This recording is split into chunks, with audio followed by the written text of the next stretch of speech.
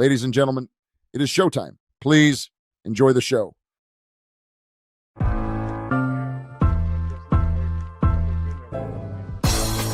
It's the corner where the trees at. Is this the passing of the torch, right? Is this what this signifies? It comes down to that front office and what they feel is most important. The champ is here. We've touched down from a higher plane. Why you made it here? We always look forward to that week because it was always intense. You know that we ain't coming back. We about to. The man, the myth, the legend, Dante Hall. My favorite player growing up was Dante Hall. I love you guys in the show, but Dante was my guy. Get to dashing because you done on the warfare. This segment is presented by FanDuel, America's #1 sportsbook. This postseason stretch has everything. The NFL playoffs bringing winner go-home drama, college hoops heating up, and nightly action across the NBA and NHL. If you're following the games, FanDuel provides real-time odds, player trends, and insights that help fans understand how the markets view each matchup. From football to basketball to hockey, it's a great way to stay connected to what's happening across every league. Here on Chief Concerns, we'll keep you close to the storylines and key numbers shaping the postseason, which teams are trending up, which stars are surging, and how momentum is shifting as the championships get closer. This content is for informational and entertainment purposes only. We don't offer betting advice or guarantees. Please gamble responsibly and only where it's legal to do so. Must be 21 years or older. If you or someone you know has a gambling problem, call 1-800-GAMBLER. Hey, everybody. Welcome to another episode of Chief Concerns. I'm Marcus Dash. Right there is our guy, former Chiefs tight end and legendary tight end, Jason Dunn. We got one hell of a show for you guys tonight. Last week we had a little of a Twitter conversation with Chiefs legend Tim Grunhard, and then everybody flocking in like, we got Chiefs beef. No. So tonight we're gonna be talking about our different preferences that we have within the Chiefs kingdom and within this top 10 draft pick. So it's gonna be a very educational show and a very fun show. So I hope everyone is locked in for this one, JD. Oh man, I hope they are too. I'm telling you, buckle your seatbelts. We're going on a good ride tonight. Okay, and what we're doing is we're getting in the time machine and going back a little bit. I'm glad, man. I'm honored to have my brother out here on the show. I've been hollering at Grundy. I think I talked to him out in Kansas City one time about getting out on the show. He was like, "Yeah, JD," and I know Grundy he's one of those guys, man. He's busy. I know he is getting phone calls all the time to do media stuff and whatnot. So I'm glad he came out here to little old me, old JD, man, and Marcus's show to show his presence. And so, man, I'm telling you, Grunny is one of those guys. When I got to Kansas City, that he stands out, right? He's a center. So the center's the one that makes all the calls. Okay, he's the one that really kind of runs a huddle. Quarterbacks are the guys that, yeah, they're the ones back there, but the center's the one that gets everybody in order, okay? Especially the main guys up front. And if you're not listening to what Grundy has to say, Grundy would have a few choice words for you. And so that's one thing I appreciate about Grundy, man, because he never mixed any words with anybody. He told you exactly how he felt, and everybody respected and understood that, man. And we love Grundy back. So this right here, man, is a good treat, man. I've known Grundy for a number of years, since 2000. And so here we are. 2026. Can you believe I said 2026, Marcus? We had 2026. Crazy. Nuts. So, yeah, man. So this is, if y'all coming in here, y'all never been out Chief Concerns, we like to say this is part of football's love channel, okay, for the Chiefs. We come out here, we talk a lot of football. We talk a lot about the guys here. We do a little bit of criticism, but we are fair. We are fair because we played a game before. We understand what these things mean. We know what guys think. You know what it's like in the locker room, the coaches. But Grundy's going to give you a very incredible glimpse into some of this O-line play. And so you're getting a guy that Pro Bowler, All-Pro, one of the Chiefs' greatest players. Okay, if you're thinking somebody is the Kansas City Chiefs, Grunhard has to come up in the conversation too. And so he's one of those, Ring of Honor. He deserves every bit of that. It's a rarity to play on one team your entire career. And so we see how things are now in the league. You got guys 4 or 5 different teams, 6 and 7. But that's why Grundy, when he immersed himself in Kansas City, he was all about that business, man. And so we appreciate it for him coming out here. And y'all, hey, y'all gonna have a good time. Y'all have a good time. So we got a bunch of DMs after the Twitter thing back and forth last week. What the hell did you do? What the hell did you do to piss off Tim Grunhard? I was like, no, nothing. And honestly, it was a fun banter back and forth. I was gonna pull up a video clip from one of the lines from Rudy because he's obviously a Notre Damer. But yeah, no, it's great to have him on tonight. It's an honor, really. Anytime I get to speak to any of you guys, it's always an honor. And every episode's an honor with you, JD.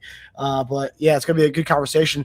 And like I said, for anybody who's a Jeremiyah Love fan, we are not Jeremiyah Love fans. It's just we have a different preference for that 9th pick. If we were to draft him, we're gonna be happy as heck about it. We're gonna be posting his highlights all over the place, saying, "Man, we got a game changer on our squad." It's just we want to go in a different direction, but nonetheless, with this 9th pick, like I said, like on one of our shows this past weekend. It's like a lottery ticket. None of us thought in a million years we have a top 10 pick in this draft. So the fact that we do have a top 10 pick, it's like, man, we go so many different directions here, and all these guys are going to be huge assets to the squad. So like whether it is Jeremiyah Love, whether it is Rueben Bain, whether it is Carnell Tate at receiver, like we're going to be ecstatic with any of these guys we get. It's just just a matter of preference. In tonight's episode, we're going to reveal why Grunny's a huge Jeremiyah Love fan and why you're a big Rueben Bain or David Bailey fan. And so, yeah. And then obviously we'll be talking about coaching staff stuff as well. Rumors about our next offensive coordinator. And then just got released by Ian Rappaport that Connor Emery has been let go, no longer our wide receiver coach. Ooh, really? Wow. That could go in the direction of where our final topic is tonight before we do the Q&A with the fans as to what's going to happen with our coaching staff. Because one of the rumors out is this certain guy might be bringing his own staff together in Kansas City. So we'll be talking about that as well in tonight's show. But let's do it, JD. Let's bring in our guys. Bring in the guest of the hour. Yes, sir. Mr. Kansas City Chief himself, all pro, Mr. Everything, bad boy all the way around, man. One of the greats all time, my brother, my friend, Mr. Tim Grunhard, better known as Ronnie.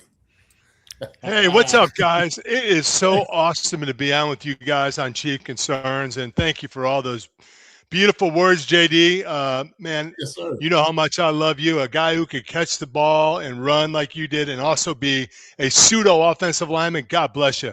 That's why, I fell in love with you and then our friendship over the years. Marcus, awesome to be on with you. You do a wonderful job of keeping the show on track. JD I'll tell you what, he just loves to opine on all kinds of different subjects. So that's why I loved him so much over the years. So it's great to be on with you guys. I know you guys have a great following, a cult following, and hopefully we can solve some of the issues of the Kansas City Chiefs tonight as we come on. But yeah, it's going to be a fun time. And you know what? We're not used to drafting this high, so there's a lot of feelings. There's a lot of opinions, and there's a lot of people are taking it real personal who they're going to take. So I just want the Chiefs to get better. That's it. I just want the Chiefs to get better. I need a playmaker, man. Give me a playmaker, and we'll go from there. There we go. And I tell you what, I parallel your exact same sentiment, Grunny. No doubt about it. We need a playmaker, and we're actually looking at this thing. There's a number of needs we need to fill, number of holes that we've been kind of getting away with over the past couple of years because we've been so good. And I think part of it is, the arrogance of, winning and saying, hey, look, if it's not broke, don't fix it. And we made a little tweak here and there, but I think now what's been exposed is there's been a lot of blind spots in a lot of different positions that we need to get better at. And so I agree with you 1,000%, man. We just need to get us some playmakers. That's what needs to happen, whether it be on the offensive side of the football or the defensive side of the football. And look, I love this. Somebody said on here, I never heard it before, but everybody said, what was it? Hershey Star Kiss. Okay. I was like, what is that? Hershey Star Kiss. And he's like, opinions like, I was like, oh, okay, I got you. Hershey Star Kiss. That's exactly right. Yeah. Everybody has them. Yeah. Everybody's got them, man. Everybody's got them. Let's start with this. Listen, guys, as a Kansas City Chief fan and as a person who played on the team and part of the family like you are, Jason and Marcus. I know you've been a fan of the Kansas City Chiefs for a long, long time, and I had to listen on the opening that you're a Dante Hall guy. He's your favorite player of all time, so we'll let you go a little bit on that one. But I will say this. Hey, listen, guys, over the last 6-7 years, the NFL, especially the AFC West, they have been drafting. They've been going in free agency. All offseason has been, how do we beat the Kansas City Chiefs? Their whole emphasis in the offseason is how do we counteract what the Chiefs have been doing over these years. And finally, they caught up through the draft, through free agency, and all those different entities. People have caught up to the Kansas City Chiefs. So it's a really good time for the Kansas City Chiefs organization. It's a really good time for the Kansas City Chiefs coaches and players and fans to push the reset button. It's like playing Xbox, man. You're getting your ass kicked, you push the reset button, and you say, okay, let's start this over. So it's time for the Kansas City Chiefs to push the reset button. I think it's a great opportunity this winter through this offseason to push the reset button on some coaches, push the reset button on some players, and push the reset button on a bunch of different things scheme-wise. And it's not the worst thing in the world to do that. I still think the window is wide open for the Chiefs to make those runs in the Super Bowl, but it's time to kind of look at yourselves in the mirror and see where you have to get better. I agree with you. Yeah, absolutely. And when you take stock like that, right, and you learn a lot more from failure than you do success. We know this. And so it's like, wow, geez, did we think we were going to have only 6 wins this season? I would have never in a million years thought we would only have a 6-win season, especially with the current team that we have on, the type of talent that we got. Of course, with PM15 in the back, Travis Kelce still coming out, the offensive line, our defensive line, our defense has been somewhat stellar over the years. And we just thought we had, we got the greatest coaching staff, right? Spags, Andy, and those guys. We just thought they figured out like they had been year after year, Grunny. That's what we just thought. And so what we found is the wheels, they fell off. They fell off this past year. So. And those things happen. And listen, we could talk about injuries, but every team has injuries. We could talk about schemes, and is Andy's schemes getting a little bit stale? Are people catching up? Maybe, but I don't think that's the problem. The problem is this, and Marcus, I'd love to hear your thoughts on this too. Is the playmakers didn't make plays? All right. Our playmakers didn't make plays. Our defensive line, Chris Jones, I think he had 8 sacks maybe at the end after having a couple in the last game. Karlaftis had him down year. Defensively, they had to dial up a bunch of blitzes and everything else, and they had a young secondary, which is going to put them in a little bit of peril. On the offensive side, we're going to talk a little bit about the running game. The running game was stagnant. It was terrible. I mean, it was hard to watch. I thought that the offensive line played pretty well when they were healthy the first 12 weeks of the season. In fact, they were ranked 2nd in the league in pass protection going up until that last, 5 or 6 games of the year when all those guys went down. But our playmakers, including Patrick Mahomes, including, Travis Kelce and Jason, you could talk a lot about this and I don't know what Travis is going to do, but you can see he's slowed down a little bit. Your reflexes, when you get older, your reflexes get a little bit slower. It's just a natural maturation process. What happens, and maybe some of those balls have bounced off his hands and may have went into the other team's hands. He catches those maybe 3 or 4 years ago. So our playmakers didn't make plays. That happens. So, I don't think we all need to freak out and think, hey, we got to start the whole damn thing over again. But the reality is, if your playmakers aren't making plays, you're not going to win football games. That's right. That's right. And it goes down to the bare bones of it, because it's a production-based business, and you need to produce. And so your big names have to make the plays. And so when you did see some of those things happening, not only was it that the big name guys weren't making plays running, but we had a myriad of other issues with either penalties in the most inopportune time to put us in 3rd and long. Same thing on the defensive side. We didn't get off the field because we was in 3rd and long, and they would convert it. And so we just found ourselves in different scenarios where things just didn't bounce our way, right? We know this is football. Things happen all the time. You got to make adjustments. You got to make change. Right? It's like, okay, very next play, let's move on to it. But those games we were winning last year, we went on that streak of 17 games, at the very end, having 1-score games. We just wouldn't win them this past year. And I told people this. We're not too far away from where we need to be. The majority of these games that we lost by one-score games. Like, nobody just showed up and just kicked us in our teeth. It wasn't anything like that. It was always toward the end, who's going to have the ball. Patrick Mahomes going to, have a chance to come in and put his cape back on again. Travis Kelce. We know what it was. Watch it, rinse and repeat. It was always things that we always seen in the past. And then it didn't happen. And then we're left scratching our head like, well, daggone, that didn't quite work out. Why was that? Why were these guys dropping the balls? Why was Rashid Rice dropping balls? Why were there things that we did look differently offensively that we had that were successful in the past? And we just weren't running as much of that anymore. Not a lot of jet sweeps. We didn't use 12 and 13 personnel to our advantage. Noah Gray pretty much just disappeared in our offensive scheme. I even say offensive line. And I spoke about this every year. So what we do on Monday, Granny, is I grade the videos. And I have, Monday morning tight end, grade all the guys, every position group. And so through my evaluation and analysis of not just our offensive line, but our tight ends and our wide receivers, we just didn't do a very good job blocking up front.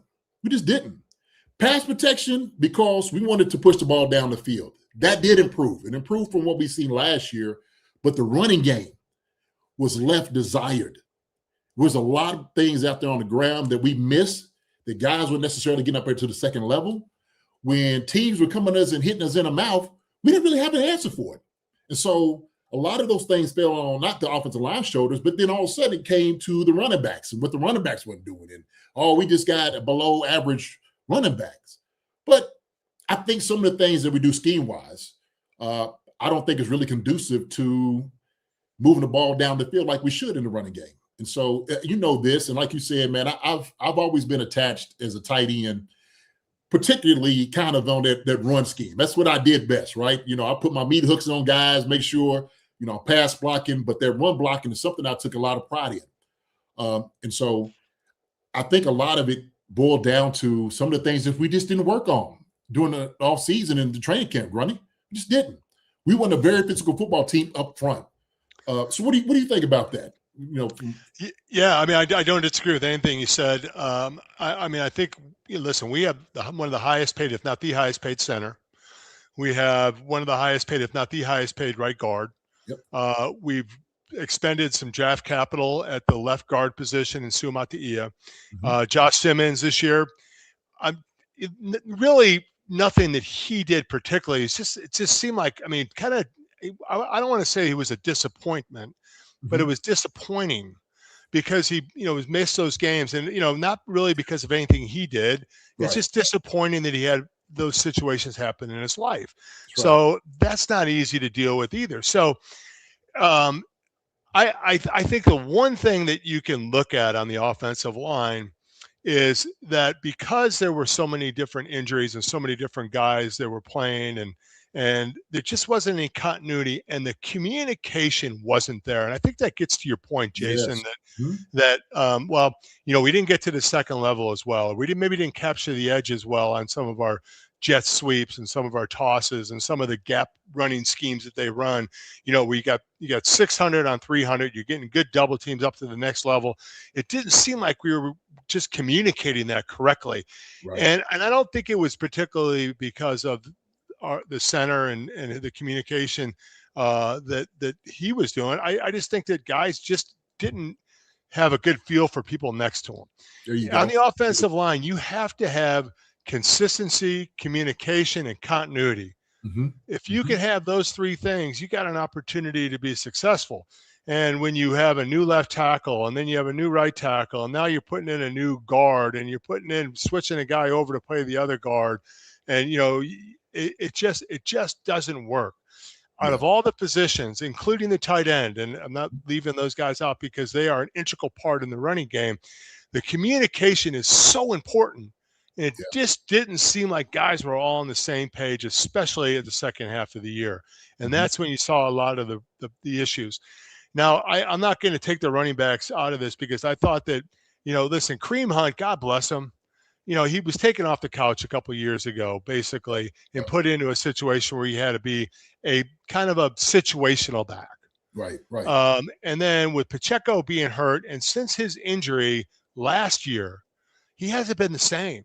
Mm-mm. He's a physical, hard-ass runner, and he just didn't seem like he had that edge on him this year. And his vision has never been really good, but he got away with it because of the effort and the hardness and the toughness he ran with, and he just didn't have that. So our running backs didn't help out either. So that's why when you get into a situation, why am I standing on the table for a running back, and why is Jeremiyah Love is right now the number one running back? Yes, he went to Notre Dame, Marcus. So it's not just because he went to Notre Dame that I want him on the team. It's biased there, right? But he is the number one running back coming out. And some people think the number one graded player coming out is because, listen, in order to get the defense to hesitate, and when I say hesitate, the NFL is all about getting people to think, see too much, and hesitate. If you have a running back that causes concern for the defense, then you can't play some of those cover 2 things that you see defenses playing in cover 4, because they got to respect the run. There's nobody in the NFL that respected the Chiefs run game this year. So A, if you can't run the ball, B, your offensive line is banged up, and C, your running backs, there's no home run hitters. Hey, we got some single and doubles hitters with our running backs, but I'm looking for a home run hitter. That's why I like Jeremiyah Love. Now, can I see Bain as a playmaker? Yes, at the defensive end position. I could see that. But my thought process is this. You have Patrick Mahomes at his peak level for the next, hopefully, 5 to 7 years. I mean, I think we're pushing it to 7, but at least next 5.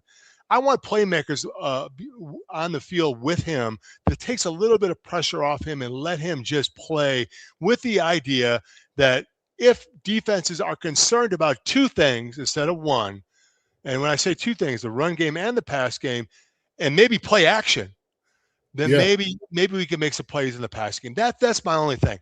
And I understand the whole logistics of and the thought of drafting a running back high, because a lot of times it just doesn't pay off. It just doesn't pan out. But I do think that this team needs another playmaker on the offensive side that could take some pressure off of Patrick Mahomes. That's the only reason why I like a running back, is I think it opens up a lot of different avenues for that offense.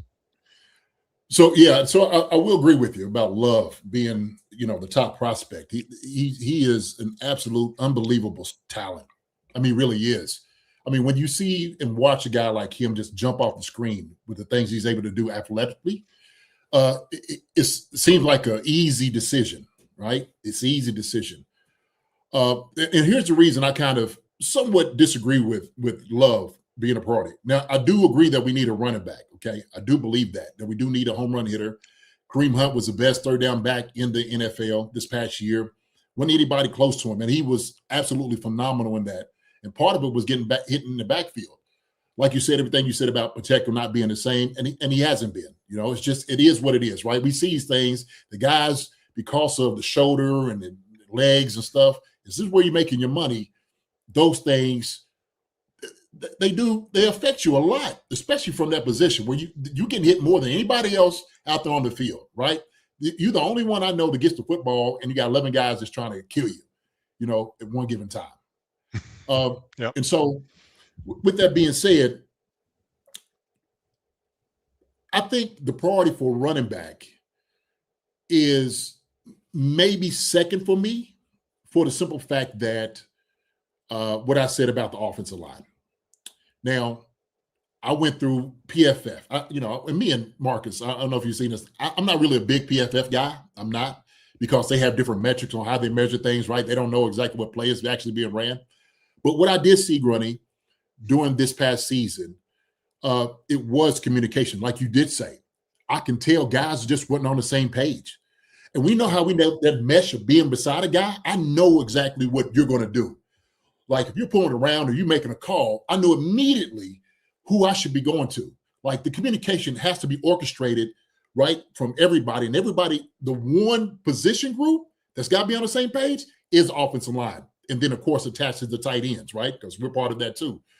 But I did see a lot of miscommunication. I seen a lot of technique and fundamental things that was just wasn't on par that you would expect. Like you said, some of the highest paid guys. Now, look, I'm not saying anything disparagingly against those guys.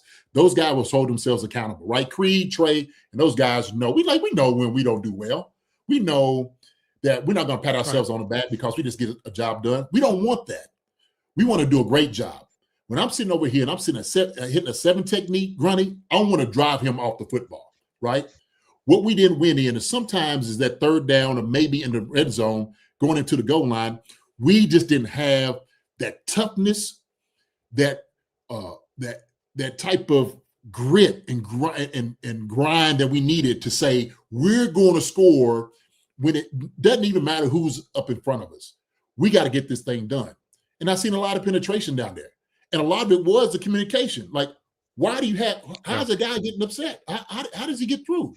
When you know it's on me, I used to tell Priest and those guys behind me all the time. I'm like, look, hey, run behind me. You ain't got no lane. You can guarantee I'm going to get my man. I'm going to score with my man, right? And this is what Solar used to tell us all the time. Score with your man. Score with your guy. Yep. And so some of that, I didn't see guys putting their cleats in the ground and coming off the football and hitting guys in the mouth like they should. And I think a lot of it went into like before the practice of it. But go ahead. Yeah, and Jason, and I agree with you on that. And what I think when we go to communication, it kind of harkens back a little bit to the hesitation. When you're communicating with a guy next to you, if you're the center and when Dave's out and Will Shields, we played next to each other for 9 years. And by the end of it, I could grunt, and he knew exactly what I meant. I didn't even have to say the word. So, I mean, it was just the communication was there after all those different years. And what I saw with maybe Kingsley and then, whoever was playing at the guard position and even Josh at times is when the communication, because it was foreign to some of these guys, because it was new and there was so many guys rotating in, they were hesitating and they weren't coming off the ball with the idea they knew exactly what they were doing. If you don't know exactly what you're doing on the offensive line, let me first say, if you don't know exactly what you're doing on the football field, you're going to get beat. I don't care what position you're at. In fact, what the offense is trying to do and what Patrick Mahomes is trying to do is he's trying to get your eyes busy if you're a defensive player. If you get those guys busy eyes, then they're going to hesitate because they're not going to be able to go as fast and as hard and as physical and as tough as they want to. And that's what happened up front with these guys this year. I thought in the beginning of the year, they find a little bit of rhythm. They were doing some good things. And then because of injuries and then because of all these different things and new guys popping in, they had that hesitation. The communication was poor. And the communication's got to get better. And I blame that on the offensive coordinator, too. I blame it on Andy Heck, the offensive line coach. And I love Andy Heck. Andy Heck and I played together for 4 years at Notre Dame, getting back to the Domer world that I live in. So I played with Andy. I love Andy. And I don't want to say anything disparaging about Andy, but the offensive line did not perform the way they need to perform. So if you could bring in a guy like a Jeremiyah Love who, listen, he had 1,300, almost 1,400 yards rushing last year. He averaged 7 yards a carry. He can catch the ball out of the backfield. He had 280 yards receiving, 21 total touchdowns. I'm just looking for a guy that's going to help those guys to make it right if they don't get it right. And there's going to be times with defensive lines. And the only issue I have, and I know, let's get to the nitty gritty here. I like.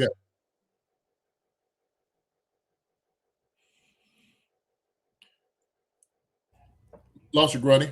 Grunny? Oh, he's about to get to it. Oh, man. All right, maybe he comes back here soon. Oh, man, that was perfect. Let's get to the nitty gritty and then he pauses. Oh, that was fantastic for a second there.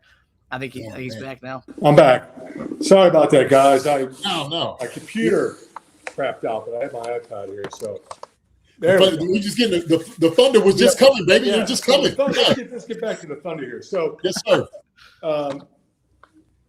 As an offensive unit, as with Bain, the problem I have right now with sacks in the NFL is they're few and far between. Now, listen, we had a guy who set the sack record, so I may be talking bullshit here because we got to just set the sack record and Myles Garrett. But the reality is that quarterbacks nowadays, they're getting rid of the ball so quick. And the way the schemes are in the passing game is it's a 2-step, 3-step drop. They're throwing the ball. They're getting rid of it. They don't want to. So that, to me, is important of a stat as pressure. Bain, of all guys, that guy, he can get pressure. Now, my only with him is with the length of the offensive tackles in the NFL and his size, is that going to be a good combination? Listen, once again, I think we're all on the same page here. If they get Bain or they get the dude from Texas Tech, both of those guys are going to be a heck of a football players. I'm looking for somebody to bail out Patrick Mahomes. I want Patrick Mahomes to be the Patrick Mahomes. Their offense can't go from number one. In 2018, they're number one. In 2019, they're number two. In 2020, they're number two. In 2021, they're number one. In 2023, they're 9. And then they're 22 and they're 20 and 23. So it's just not a good situation right now for the way that this offense is trending. Yeah, I agree with you. I do 1,000%. And so it goes into really kind of the price point, right, on guys that you're going to get. So we know we need a stellar pass rusher. Okay, we do. We have to have a guy that's going to create pressure. I got to move. I got to charge this damn thing too. You know what? I am horrible with charging stuff, but I will get this thing going here. Okay. But the reality is, like we talked about. Mm-hmm. But so having like a defensive end that we know is going to come in and generate pressures and sacks next to Kalafkis, but also too, we've said over the years, I've said this past couple of years, Chris Jones. Chris Jones needs a Robin beside him.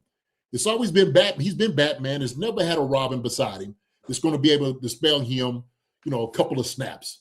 And what we've done over these years is we have worn Chris Jones down. We have worn him down. Yeah. And he's just been whittled year after year after year because we're asking him, do another Herculean effort, right? Be Hercules and win it for us. One more, Chris. Can we get another sack from you? And Chris sometimes delivers, sometimes he doesn't.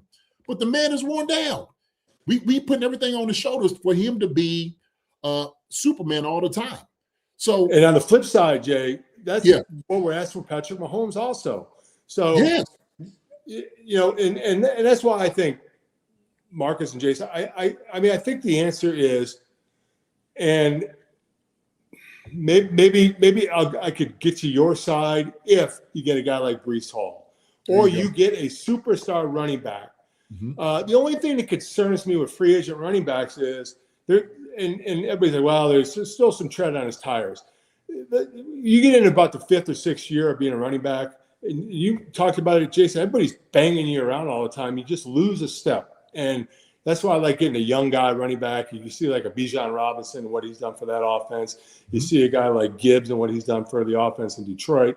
That's why I like a young guy. But if they can go out and you can get a running back and then they go and get a defensive end or edge rusher who can get to the quarterback, I think that'd be perfect. Or the other way around, if they can go find an edge rusher.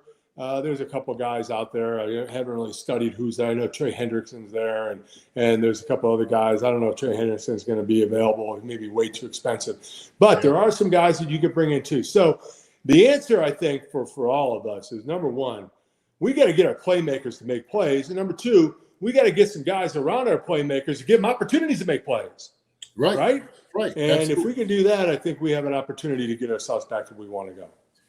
I said this past year, we could have had Barry Sanders in there.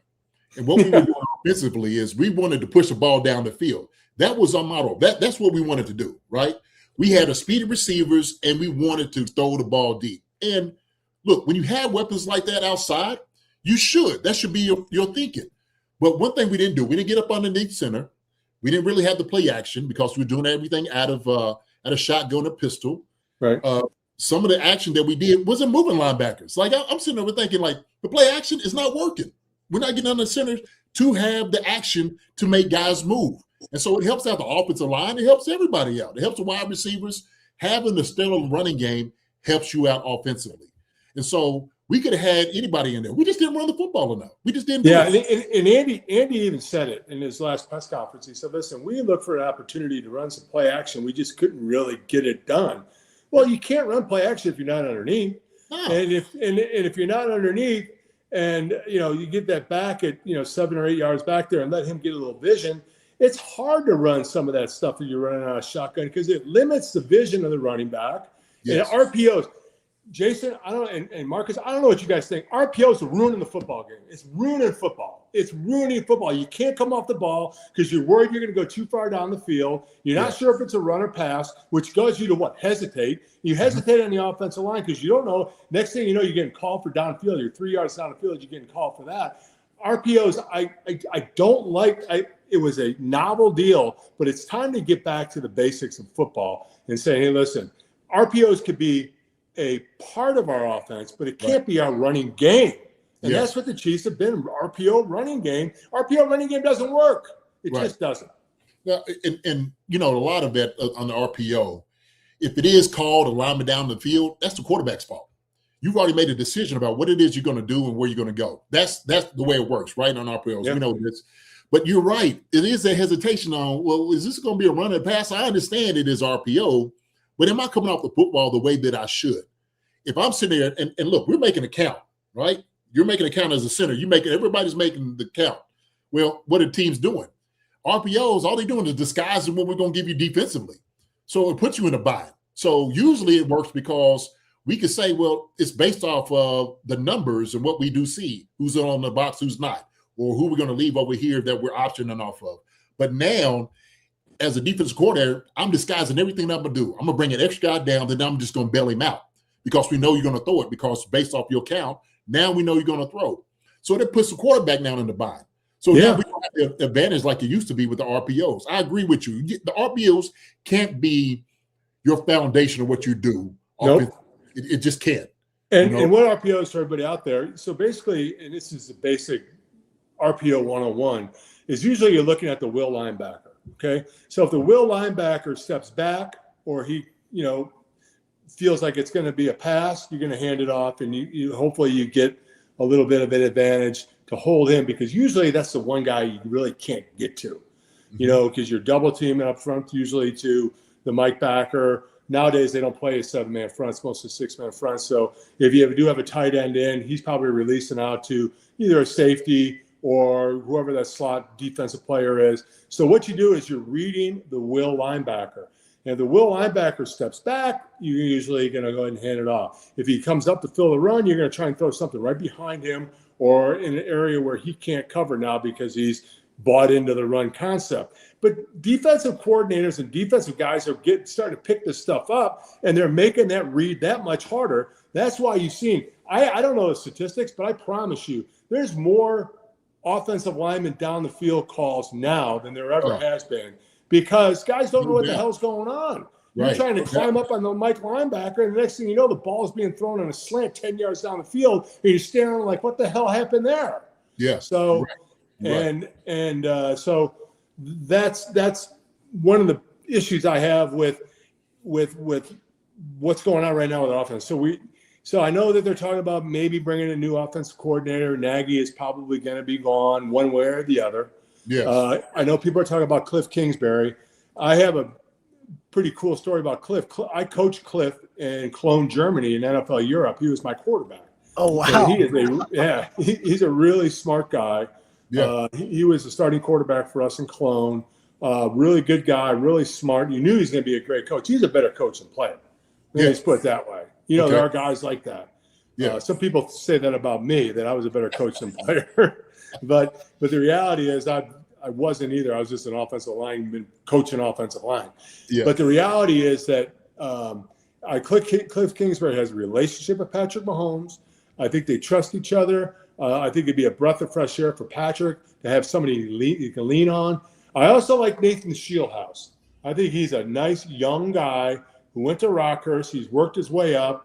He's been in all kinds of different organizations, and I think he's ready to be offensive coordinator. We need to get somebody. And Jason, did you ever cross paths with Bieniemy as a coach? Yes. I did. Bieniemy was up there in Philly when I was up in Philly, so I know Bieniemy real well. Yeah. So you know him. Listen, he didn't tell you what you wanted to hear. He was up in your grill. That's right. And you know what? The Chiefs need somebody like that too. So whoever the next offensive coordinator is, he's got to have a little bit of that ass in him to get those guys to play harder and play not. And they, you as a player, you better fear a little bit that if you screw up, that coach is going to tear you a new one. I don't think there's any fear in anybody walking in an offensive meeting room. So too comfortable is what you could call it. And sometimes I wonder now I heard that Connor Embry had been let go. Marcus was sitting there saying that. And I know Connor. Connor, his dad was my coach, tight ends coach, John Embry. He's been around football. I coached Connor at KU when he was. Did you? Okay, yeah. So he's been around football his whole life. I know he's a good coach, but maybe it wasn't something that they needed or wanted at this particular time. Mm-hmm. And so I think for the past couple of years, if your guys are not performing, guys are dropping balls, which your coach can't catch the ball for you, right? Same thing like Andy Heck can't block for these guys. You can't do it, right? It's going to have to take the player and the man to do it. But sometimes they start looking at saying, look, we need to move in a different direction. And so sometimes we know, Grunny, certain guys are going to be scapegoats. We understand these things do happen, or they wouldn't get certain things out of certain coaches. That is a point. I'm not opposed to Kliff Kingsbury. I will say this. Watching his body of work in Arizona and the Commanders gives me pause for what really we can do offensively. The other team that was in shotgun more than the Chiefs was the Commanders, Kliff Kingsbury. Yeah. You know what I mean? Yeah, absolutely. And not saying that he can't make it, because you said he's a smart guy. We know he's a smart guy. He's a brilliant guy. But what he did have down there in Texas Tech was Patrick Mahomes, making a lot of Patrick Mahomes magic. Mm-hmm. There wasn't anything sophisticated that he was running. Like, nobody's reinventing the wheel. But a lot of it was the brilliance of Patrick Mahomes playing quarterback. He is a rare talent, one of one. There's just nobody else is going to be like Patrick Mahomes. So it does kind of give me pause. Now, the young guy, I did hear about him, and I think that's why they should wait a little bit to see what was going to happen with them and the Rams, because I don't know too much about him. Nathan? Yeah, I don't know too much about him, man, but he does seem like a someone that is young, that will have some fresh ideas, come from a different tree, obviously, coaching-wise and philosophy. I think it might be trying him, but my guy Bieniemy. Look, I've talked to Eric, on a number of occasions, and you're right. He is an old school coach, Grunny. He is one of us. He is not going to let you get away with anything. He's just not. You're not going to come in a meeting laughing and giggling and tee-heeing and stuff like that. He's like, no, we here to mean business. That's what we're going to do. So if I need to put a foot up your tail, that's what's going to happen. And you're going to have to. When we saw him on the sideline getting into Kelsey's grill and getting into Patrick Mahomes' grill, everybody's like, oh, what's he doing? No, listen, he's coaching. That's what coaches do. Art Shell one time, I thought he was going to knock me out on the sideline. I mean, we were nose to nose. And, after it was all done, I was, communication error. And Dave's like, no, that was my fault. He made the right call. But Art didn't care. He was in my nose, in my face. And then after, he goes, you all right? I said, yeah. He goes, you needed that, and so did the offensive line. So get your ass back in there. Yeah. And that's the way coaches are. I mean, you don't take it personal. That's what it is. Right. And Eric Bieniemy, those guys didn't take it personal. If they did, then they're in the wrong business, man. That's right. They're in the wrong business. So whoever they bring in, he's got to have a little bit of attitude, a little bit of toughness, because that's what that when you stand up. And I'm nothing against Nagy. Listen. Yeah. I know him pretty well. We run around playing a little golf together at times, and he's a wonderful guy, and I think he'd be a good coach. But I think it's time. Listen, sometimes your message just gets a little bit old, and it's time to have a new. Like, once again, we talked about a little bit. Push the reset button a little bit. Right. So I'm kind of push this conversation a little bit, because that's what, like, the price point of having like a free agent running back to me is probably the better way to go, as opposed to getting a free agent top guy at defensive end, a defensive tackle, because it's just going to be so expensive to get a guy that's going to be a game changer, right? I mean, it's just the price point is just going to be so crazy that we're not going to be able to do it. Now, if you get a young guy that has the pressures, and I talked about this too, that every measurable is just an indicator. It's not the all be end all. It's not.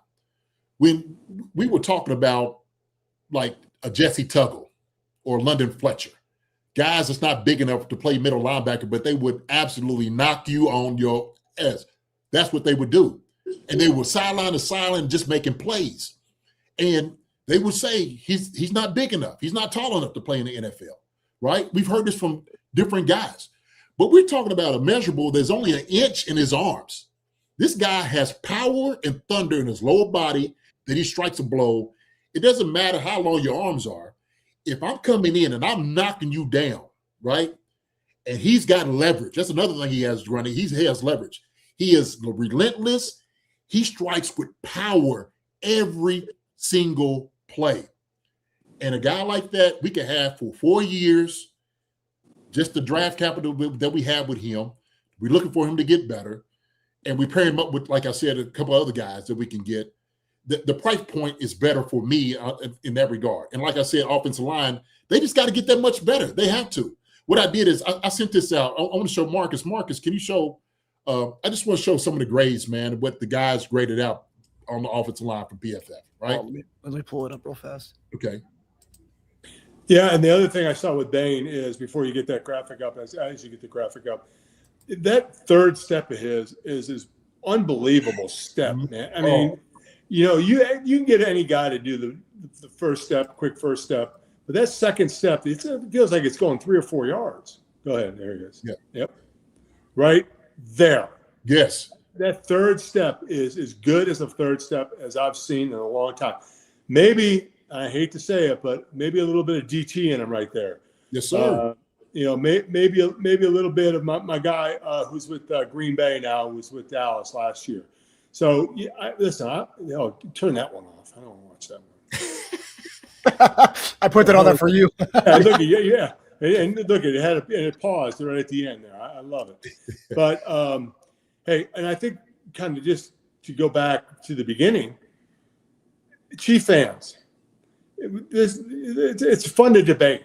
First of all, they're not listening to me, Marcus. They're not listening to you, and they're not listening to Jason. All right? They're just not. We all have our opinions, and I think we all want to stand on our table for our guy. But the reality is, as a Chief fan, we have got to trust in this staff and trust in this GM to bring us a playmaker in that 9 spots that's going to be a difference maker right away, who's going to go on and become a player that's going to be, as they talk about in baseball, WAR. Wins after replacement, or wins above replacement. We got to bring in a guy who's going to help us to win football games right off the bat. If that's Jeremiyah Love, then it's Jeremiyah Love. If that's Bain, if that's the dude from Texas Tech, if it's a wide receiver, we may need a wide receiver. Who knows what's going to be happening? We're not going to touch that quite yet. We talked about it a little bit off the air, but we might be low on wide receivers. Maybe it's a wide receiver, but whatever it is, this is a huge decision for this staff. It's a huge decision for this front office. It's a huge decision for Brett Veach. They got to get this one right.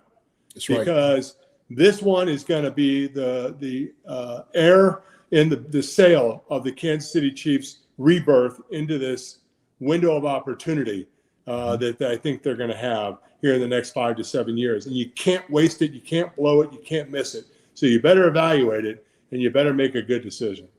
Yeah. The one thing I'll say, because we agree on this whole thing. It's not like we had that conversation on Twitter. That was all about our preferences. It wasn't like, obviously, you wouldn't be upset if we got Bain, as I wouldn't be upset if we got Love. So it's just the preferences. And the one thing I'll say, kind of what you said, right? If they do sign Breece Hall, and I think if we're going to go for running back in this draft, I think we'll know pretty shortly, early on during free agency, because they'll make a decision by that point, either going to get Kenneth Walker, Breece Hall, or any of the running backs that are there. Then you might at that point, we're like, okay, they're probably not going to draft Love at number 9. But the one thing for me, outside of obviously needing just edge rush and pass rush, is that if you look at the free agents, there's just the premiums in the running backs, the premiums not in the edge rushers, right? It's Breece Hall and Kenneth Walker, kind of the top 2 names. Etienne, I think they'll probably resign him, but then Rico Dowdle, and then that's the running backs, the top running backs, and then you have top edge rushers, Hassan Reddick, Bosa, Malcolm Kuntz. I mean, there's like guys. I mean, some guys probably make bank here, and that's also the price point too. The price point running backs, they're not getting paid a lot, or these edge rushers, and we got to be kind of very frugal this offseason with how we spend our money. So that's kind of where my head goes as far as why I lean edge rush. Mm-hmm. Well, I don't think that's nonsense at all, Marcus. I think that is exactly. I think that you have a great thought process with that too. And hey, listen, we need to find this offseason. I thought last year that this team came in limping a little bit. They came in kind of hangdogging a little bit. Yeah. Coming off that Philadelphia butt whooping that they had, it just never seemed like they had that swagger. They need to find that swagger back. They need to find that idea that when they walk on the field that they have the opportunity and they're going to win every football game. I just didn't feel that way this year. I don't know if you guys did or not. But, when they walked on the field the last couple of years, I'm like, they got this game. They're going to win this game. And it just wasn't that way this year. So what we need to do is we need to, Andy Reid, he's got to push the reset button too. Mm-hmm. He's got to, he's been in this game for a long time. He's got to push the reset button and light a fire under the asses of some of these guys and start with his coaching staff and get those coaching staff right. Get them to be all on the same page, communicate, and then that passes down to the players, and the players pass it down to the practice field and on the field. Because there was a missing link somewhere this year in the whole communication from the front office to the coaches to the players to the communication on the field. Well said. Well said. Absolutely spot on, Timmy. Absolutely spot on in that. And the thing is, with that type of communication, like you said, Andy and those guys got to do a full evaluation, the staff and everybody that's there. Heck, the trainers, who's the nutritionist, what's going on? Like we need to talk about a lot of different things here, right? Because if somebody's over here and they're not getting the message, we want to convey that to everybody in the building. And Andy does a great job of doing things like that. We got to get the standard back what the Chiefs standard has been over the past few years. We got to get it back. And I agree with you. I don't think we came in with that type of swagger. I think we were kind of, it's like when you see the Steelers, right? They got the reputation, the black and gold comes in. It's like, oh, okay, we know that. Or the Raiders, we know what they're going to give. But then all of a sudden they show up and they're only a shell of their former self. He's like, these ain't these guys. Right. This ain't who we've been talking about over in the past. These guys are some pansies. They're a little soft up here. I hear a little couple of grunts coming out of them when you're hitting them, They're a little airy right now. And so you take advantage of that. You do. And what teams have done, and like you said, every team revamped and done everything these past few years to get to what the Chiefs standards were. Let's go get a Super Bowl coaches to be in the same division. Let's go get guys that are pass rushers, could get back there at Patrick Mahomes to throw him off his timing. Let's get some good corners and whatnot that we're going to be able to do to kind of, take away from the wide receivers and the thing that they're effective with. And they just caught up with us. They did. They caught up to what we were doing. And so there's some things we have to do differently. I agree with you 1,000%. And I know we talked a lot on the offensive side of the football. Defensively, do you have any give me your opinion as far as defensively with now what it looked like, possibly with Trent McDuffie and then, Jalen Watson and those guys may not being re-signed. Yeah, I think it's a tough situation, and it kind of fits into your premise of bringing in a pass rusher because, listen, I think we've put in a lot of pressure on our defensive backs over the last 3 or 4 years. I think Spags does a wonderful job of getting those guys ready. I think Coach Merritt is one of the best coaches in the NFL by far in the secondary, and he's a guy that they definitely got to keep around if they can.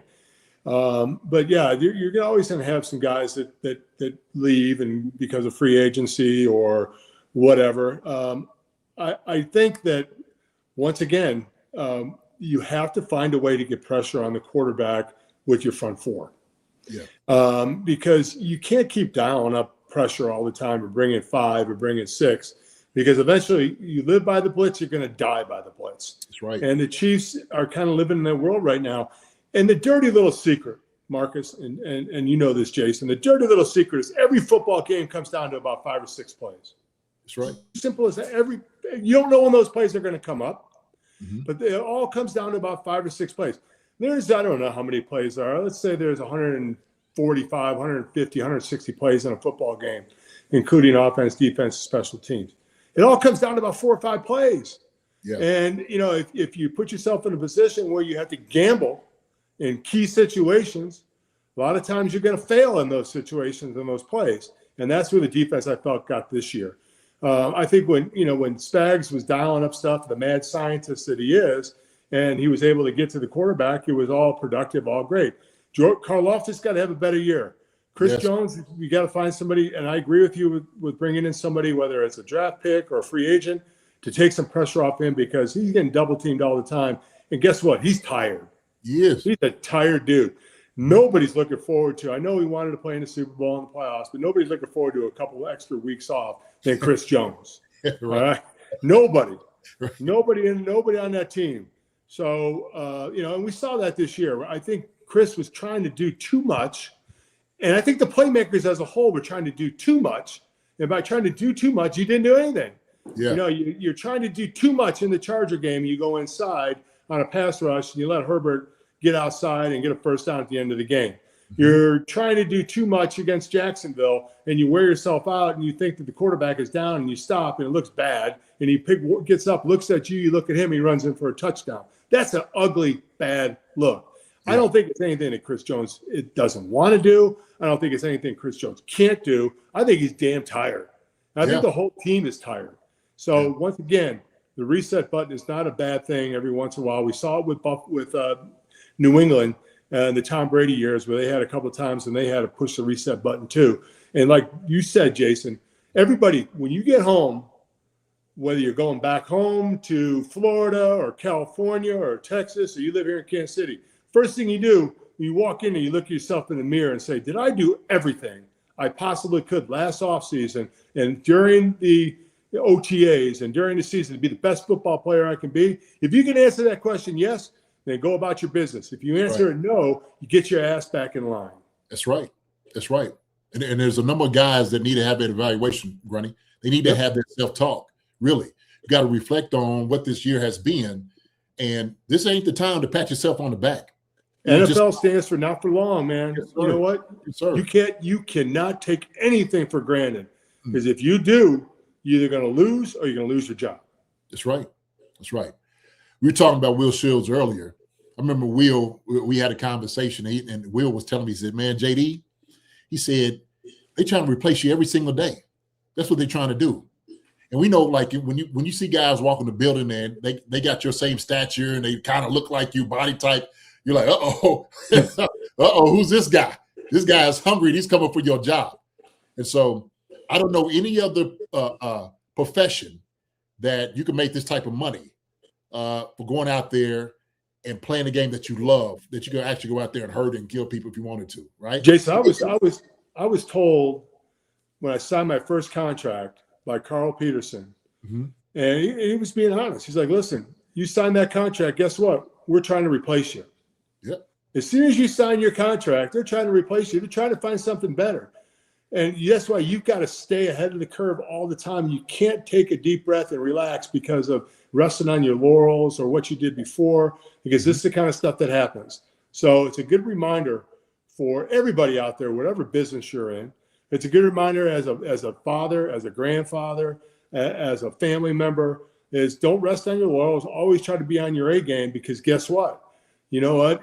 Next thing you know, you look around and everything has kind of gone to crap. And you just got to make sure that you're staying on your best motive to be the best you possibly can be.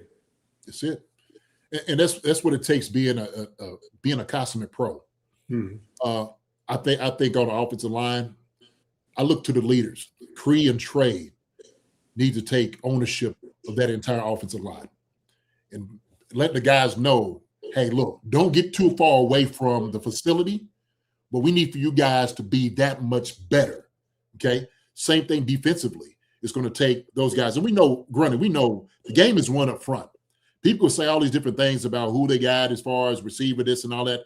The game is won up front. It's won in the trenches.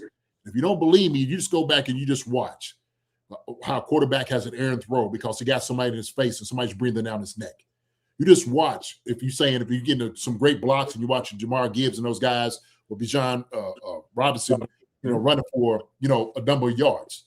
And so if you don't think up front matters, you need to just watch some good football because that's where it's won. This is not college. The NFL is totally different because it's just, I say this all the time to Marcus. I'm like, in college, you're going against a guy who, he don't have aspirations to go to the NFL. He knows he's going into business, and that's fine. He's in business management. He's in foreign assets, and he understands that. He's liberal arts. He understands what he's going to do, right? He knows that. But the guys in the NFL, they're trying to take food off your table.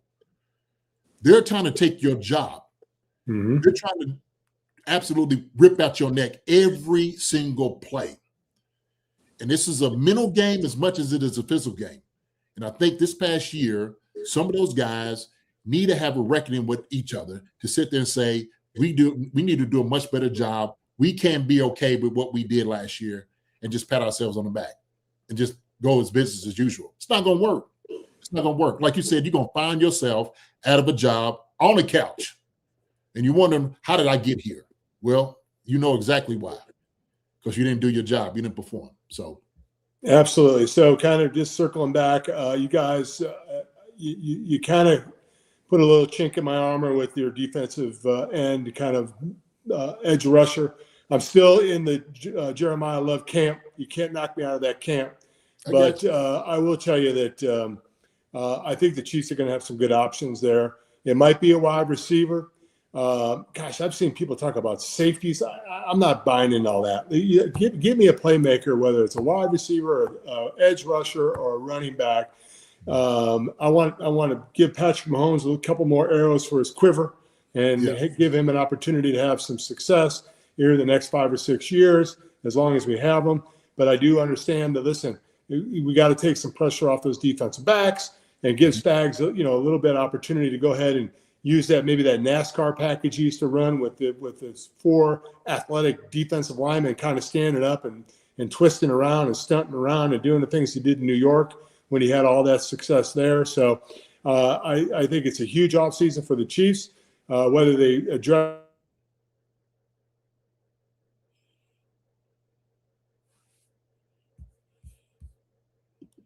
I think we lost him again. When he comes back on, I want to show some of that love, some of those love. The love graphics. Yeah. I think we lost him again. Okay. Man, great conversation, man. Got it. That's great conversation. And Grundy's spot on with everything that he's saying, and this is just our evaluation of playing for a long time, but playing at a high level like Grundy has been. Grundy has been one of the, in the time he was one of the greatest centers out there in the NFL. He was all pro for a reason. For sure. But we understand the attitude, what it takes, for some guys to get to where they need to get to be the best you need to be. And so a lot of those guys got to follow suit. Like you said, you got to take some of those young guys under your wing and say, hey, man, this is the way you got to be able to do it. This is not okay. You can't just be okay with what you just did last year. And we looked at the offense. Go back and show the offensive grades real quick of the offensive line.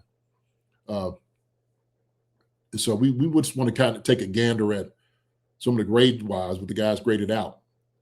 So what we see right here, that the highest rated tackle, we got tackles up top, was Jalen Moore. Graded out was at 63.1. 63. It's the highest of all the tackles that I see. This doesn't matter about snaps.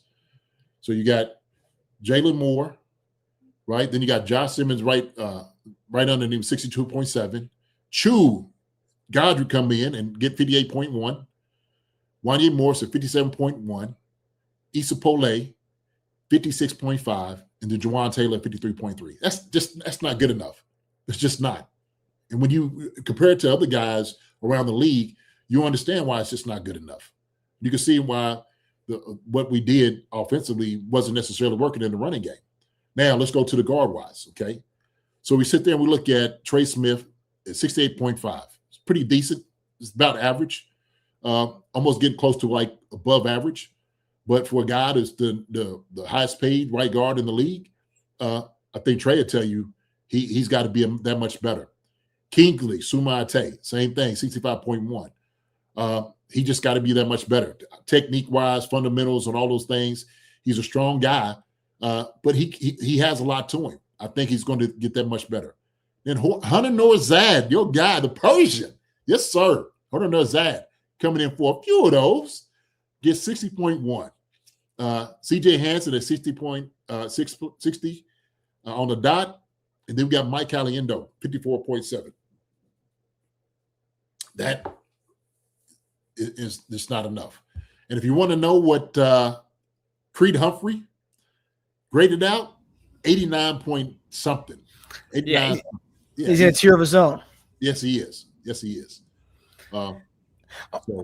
Let me ask you. Obviously, we were big Josh Simmons fans on the show before the draft. Like looking at his grade, and you could tell obviously he had the best pass blocking grades. Looking at it, in the entire team, run block is where he kind of got dominated. Do you give him a pass since it was his first year in the league coming off the injury, or I mean, how do you kind of go by with off the line rookies? I mean, do you kind of give him a pass?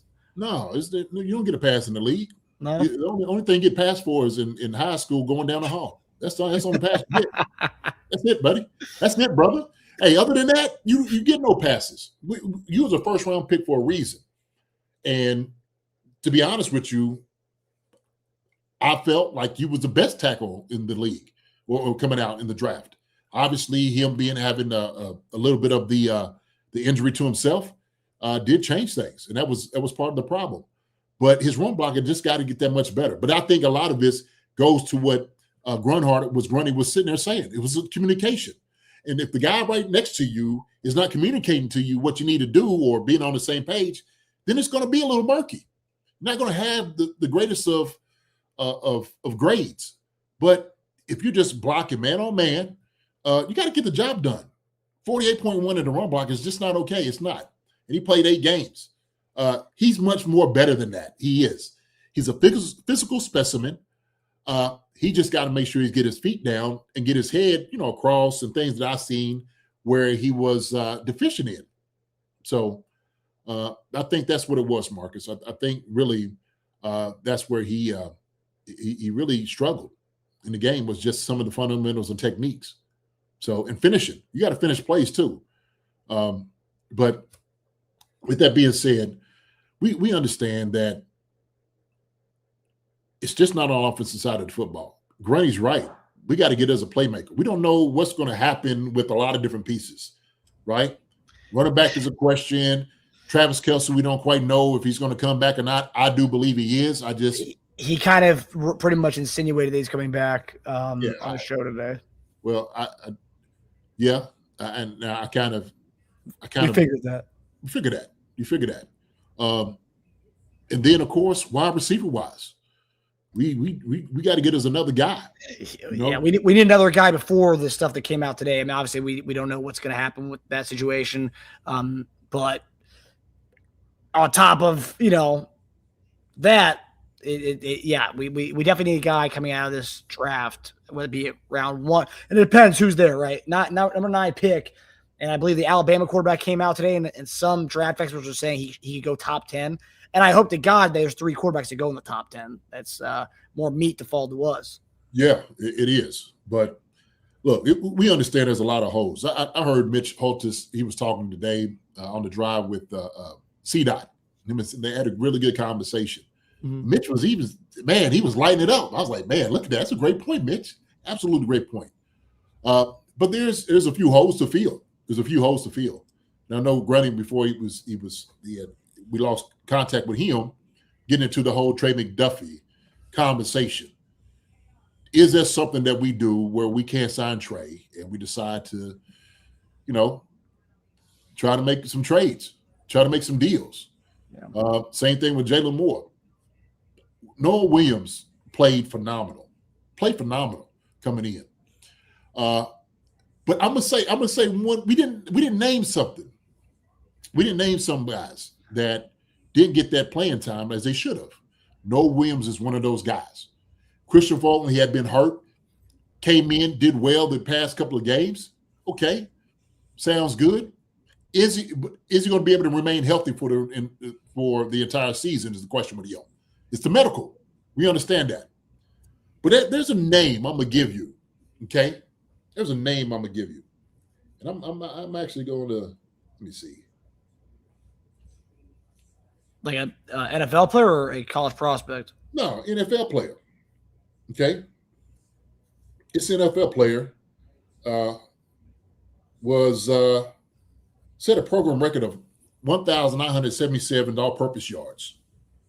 Total 1,332 rushing yards and 14 rushing touchdowns, and added 327 receiving yards and 4 receiving touchdowns. Was a kick returner. Very valuable what they did. Averaged 5.7 yards a carry. Who was a bright spot that we seen this past year. Matter of fact, the last game. Showed a glimmer of what he can do. Oh yeah. You know who I'm about to say. You know exactly who it is. Bashar Smith. Yeah.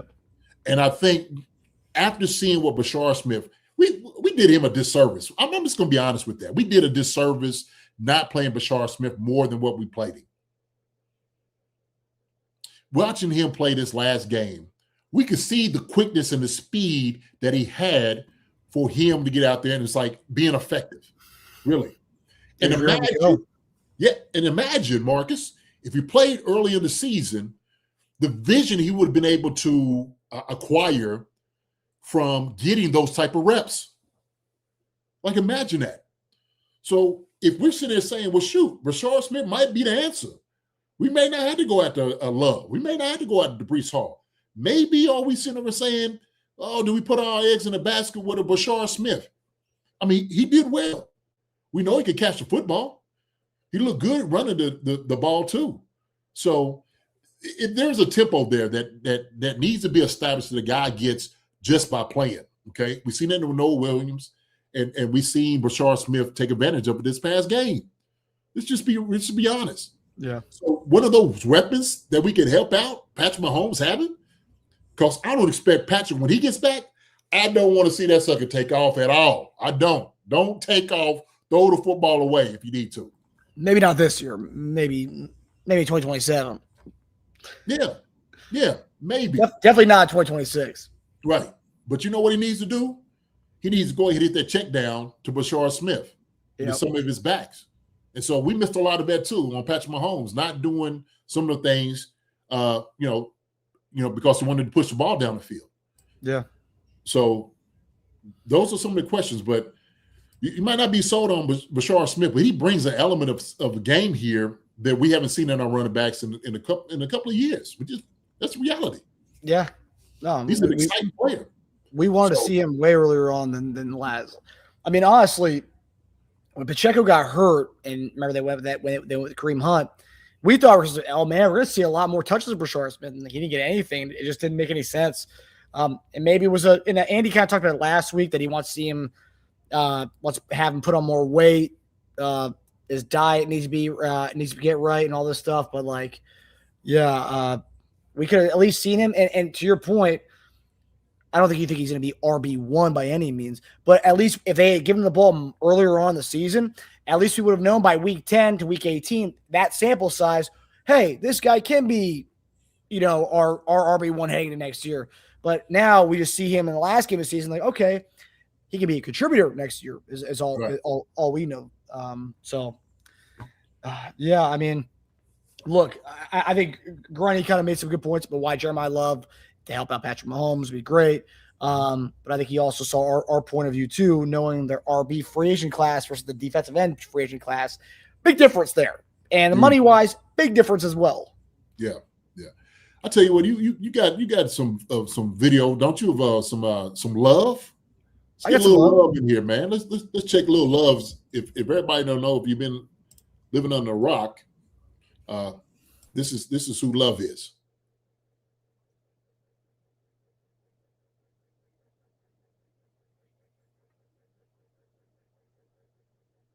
Yeah, he's special for sure. I mean, we got him. You and I are gonna be stoked about him, but like, you know, given everything else we know, I mean, it's just one of those things. But yeah, I mean, he's a special talent.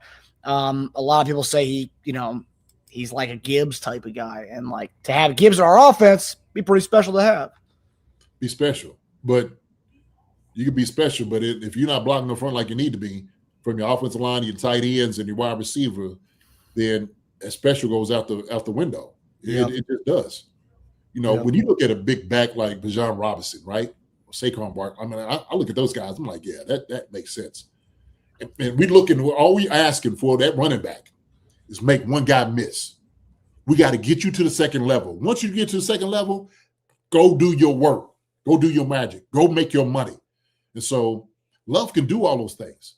The problem we just had this past year is we couldn't get him without having somebody hitting him at the first level. Or even the second level, somebody being in his face. So that will be unfair to him or Brees or anybody else we come in, because we just need to be that much better up front offensively. And whoever our OC is, which I want to get to that before we get out of here, and then we're going to open up the stream for you guys to come on as well. But whoever it is, it's not so much the offensive line, and I think you've hit on this as well. It's like with the new rules they have in practice, these guys aren't hitting enough. And when you're going team and you're barely running the ball during team, your defense isn't seeing the run enough, and your offensive line isn't practicing those plays enough. And when you get to the game and you run it 11 times, they're not getting practice in the game either.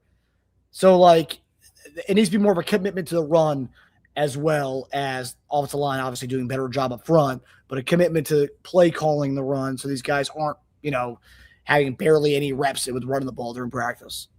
Mm-hmm. So right here, MK Handler. So when we're saying he's being compared to Bijan Robinson, I don't know. I haven't heard that comparison yet. We'll use an example like Genty. Okay. Genty was incredible in college, almost unstoppable. So the Raiders kind of figured, well, we get this guy. It's going to be the answer to all be all, right?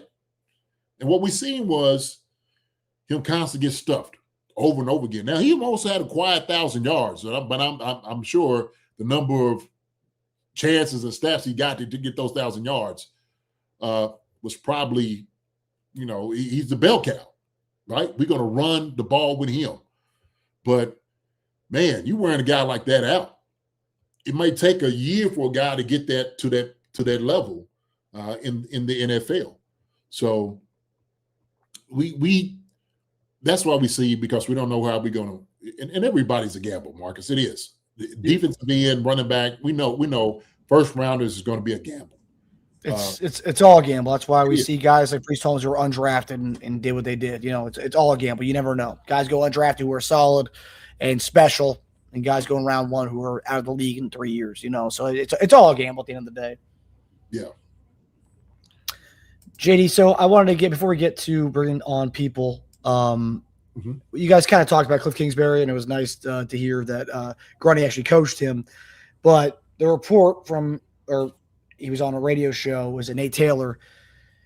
And this is where I kind of want to talk about the Embry firing, because I think it might be some overlap here. But according to ESPN's Nate Taylor, Matt Nagy's unlikely to return as Chiefs offensive coordinator, even if he does not land a head coaching job.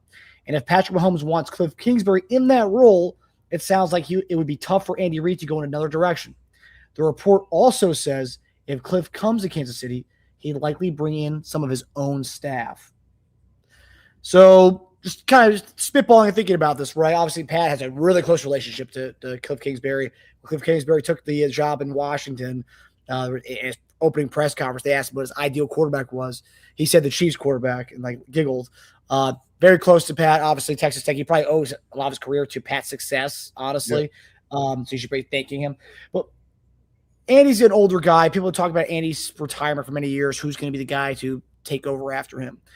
And for the mere fact that obviously Pat may have something to do with this, and if Andy can't say no to Pat, if Pat wants Kliff Kingsbury there. Is this kind of setting the stage for Andy's retirement? If they hire Kingsbury and they say, hey, I'll let you work, find your own staff. They just fired Emery today, and potentially if Kliff wants to bring his own wide receiver coach, he can bring his wide receiver coach in. If that's kind of the deal they work out, is that for to you mean that like Andy's kind of starting to take the backtrack a little bit? I know it's going to be still his offense at the end of the day, right? Andy Reid's the play caller. But if he's allowing Kliff to come in, bring his own guys in, does that signal to you more of Andy set the stage for his retirement in the near future, or is this move just about keeping Patrick Mahomes happy and letting him kind of have his guy? Oh, man, there's a lot there. It is. You can look at it as a lot of different ways, okay?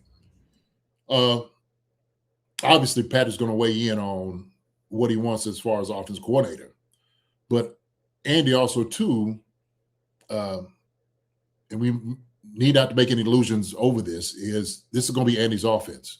He's going to have a full say on what things are. Now, he may get out of the way if a guy like Kliff Kingsbury comes in to a degree, but they were going to come in and give views that they feel like is compatible with one another.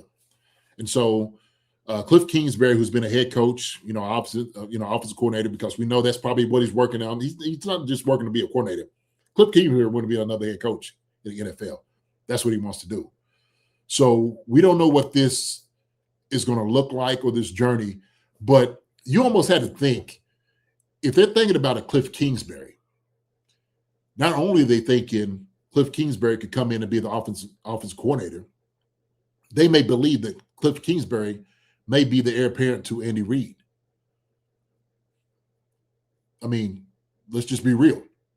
So is that something that you got to look and say, well, shoot, if Andy leaves out of here, we want to leave it all in good hands.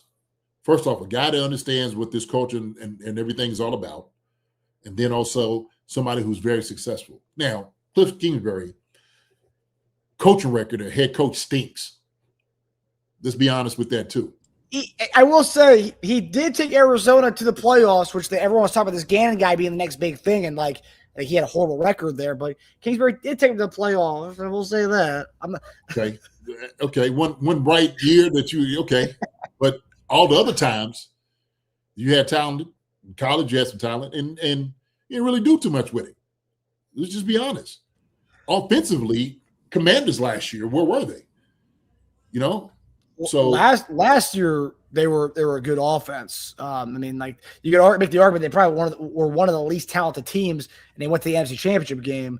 This year, wheels kind of fell off a little bit. Fell off. Well, Jaden Daniels is not there. That does matter a whole lot.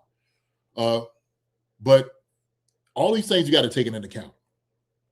The young guy I don't really know too much about. I think he's a good prospect after hearing like where he's from and all these different things. He's a new guy. But it's a hot name because he's a McVay coaching tree guy, and everyone wants a McVay coaching tree guy, which is the Jay Gruden coaching tree guy. Yeah. That's that right there is kind of like the new thing, right? Everybody wants the whole the trend. Go get a McVay guy, right? Okay. So that is something that people do love, can fall in love with. But this is what makes Kliff Kingsbury and this possibility more intriguing, because of what he can bring here, what Patrick Mahomes can sit there and saying, hey, I'm rekindling this relationship. I work really well with Kliff. He can bring some fresh ideas here. But I know, Marcus, we got to run the daggone football. We got to run something from under center. I know Kliff Kingsbury doesn't do that a whole lot. He just doesn't. He doesn't do it. They were the least they went under center the least amount of any offense in the league last year. And I know you and Grady talked about how you hate RPO. Well, who loves RPO? RPO is a huge principle of air raid. And who is an air raid guy? Kliff Kingsbury. So he might not wow you there with that. But it is. It's something that people can look at and say, yeah, this is what Patrick and those guys want to be able to do, right? And we'll see. So I'll tell you what, I think they need to take their time to do this. If this is something as far as a position that is coveted, I think everybody just needs to go ahead and take their time to make the right decisions. But you were in the NFL for a long time, and then obviously you've covered and watched the NFL for a long time. But have you ever heard of something like where a coach is letting an offensive coordinator pick his staff? Like, I think that's.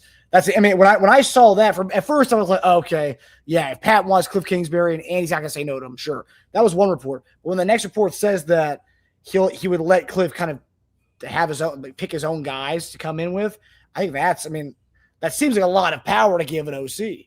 No, I mean, shoot, if you work well with certain guys in your philosophy, I mean, that makes sense to bring in one or two guys. Hey, coach, hey, this is who I work well with. This is what I want to do. So I wouldn't say that preemptively they got rid of Connor Embry because of that. This might just been something that they had like a mutual thing, like, hey, man, we just going to move in a different direction to doing this. So that's what it could be. There's a lot of different conversations. Andy and those guys, they know each other real well. Connor and those guys. So Connor's going to land somewhere else. But I guess his time as far as the wide receiver chief has ended. His stint has ended. So, yeah, I gotta say, if people wanted to run the ball more, and I've seen a lot of people say, I want to run the ball more, but then at the same time they want Kliff Kingsbury. Like, well, he's probably not the guy for you. Maybe if you want Pat to be happy and have his guy with him, that's great. We're making sure Pat gets his guys, making sure our quarterback's happy. But if you wanted to run the ball more, Kliff Kingsbury is probably not your guy. Nope, not at all. And look, everybody sitting there saying the whole offensive staff needs to go and and you get certain guys in here. Our philosophies just didn't work with every person, every personnel. And so that goes into it. There's a lot of thought that goes into offensive schemes. It's just not one of those, hey, I'm just going to pick a guy and just put him in and we'll see how it's going to work. It doesn't work that way. It doesn't. And so your personnel also has to fit with your philosophy, what you want to do offensively. That's how it goes. So some of the things you might have to get rid of is, well, some of the guys that we have looked at over the years and coveted, as far as size-wise of wide receivers, hey, we might have to switch it up. Might be looking a little different, Marcus. Might look a little different. So, and that could go into maybe even the running backs. Ain't the worst thing. To switch up a little bit. But a lot of people in the chat do want you to be part of if they do new hires, JD, be a wide receiver coach or tight ends coach. They want you. I'd love to. I'll come in now. Hey, look, that would be a dream. That'd be a dream. You're awesome. Yeah. I would mold together with those guys, man. So I think we have a lot of talent. We do. And just like I said, it's got to get that much better. But some of the onus, a lot of the onus, is not on the coaches. It's on the player. Let's just be real here. Yeah. Let's just be real. So, all right. Yep. All right, guys. So now we're going to open up the phone lines. We have 5 minutes to let you guys come in and ask away. Anything we might have missed tonight? Anything you think JD needs to touch on?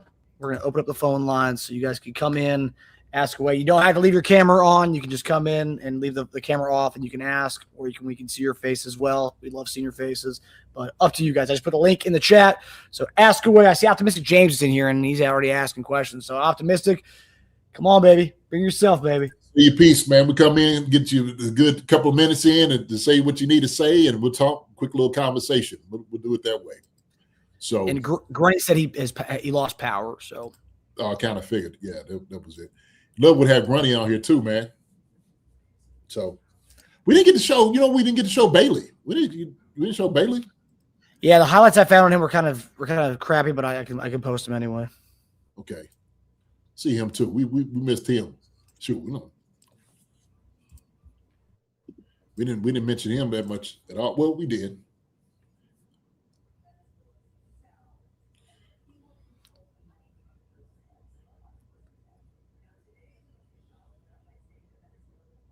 Yeah, so Bailey transferred from Stanford to Texas Tech this past year.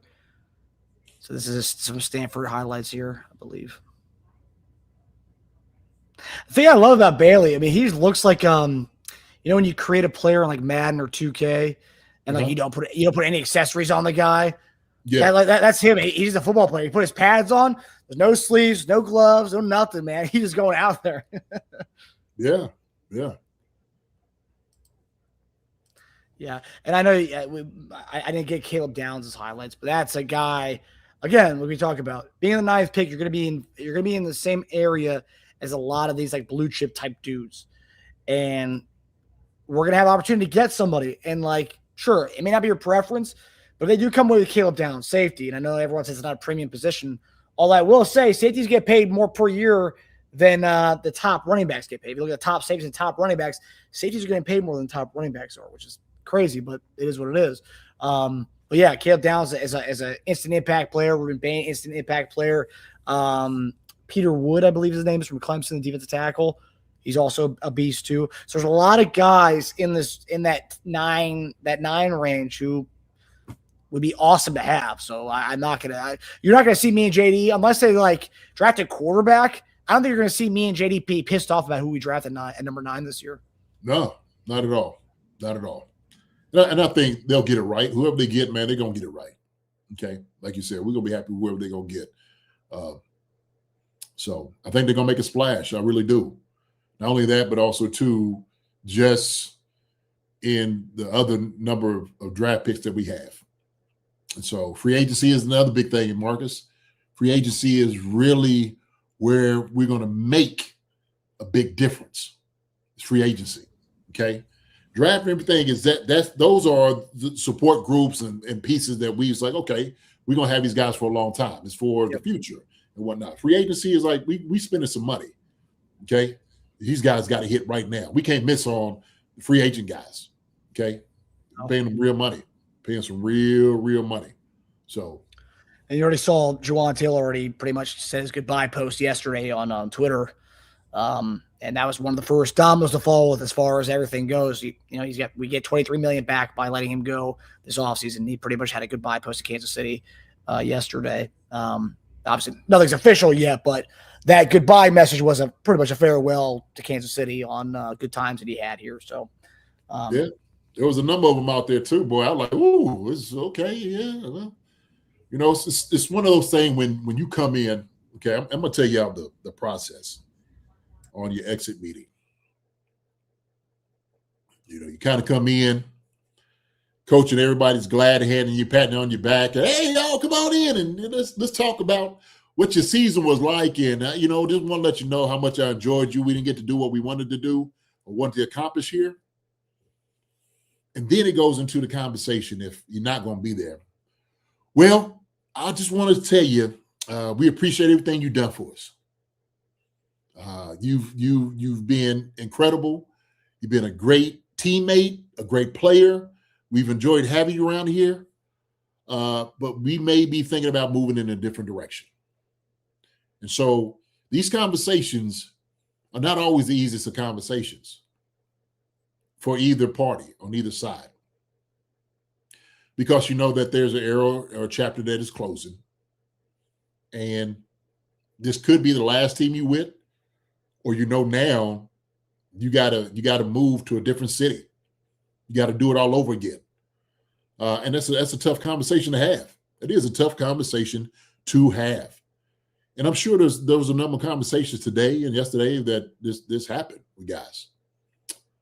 And so what I want to say is this: for all the guys that have had that conversation of being let go or moving on to something different, I just want to commend them for playing with the Chiefs.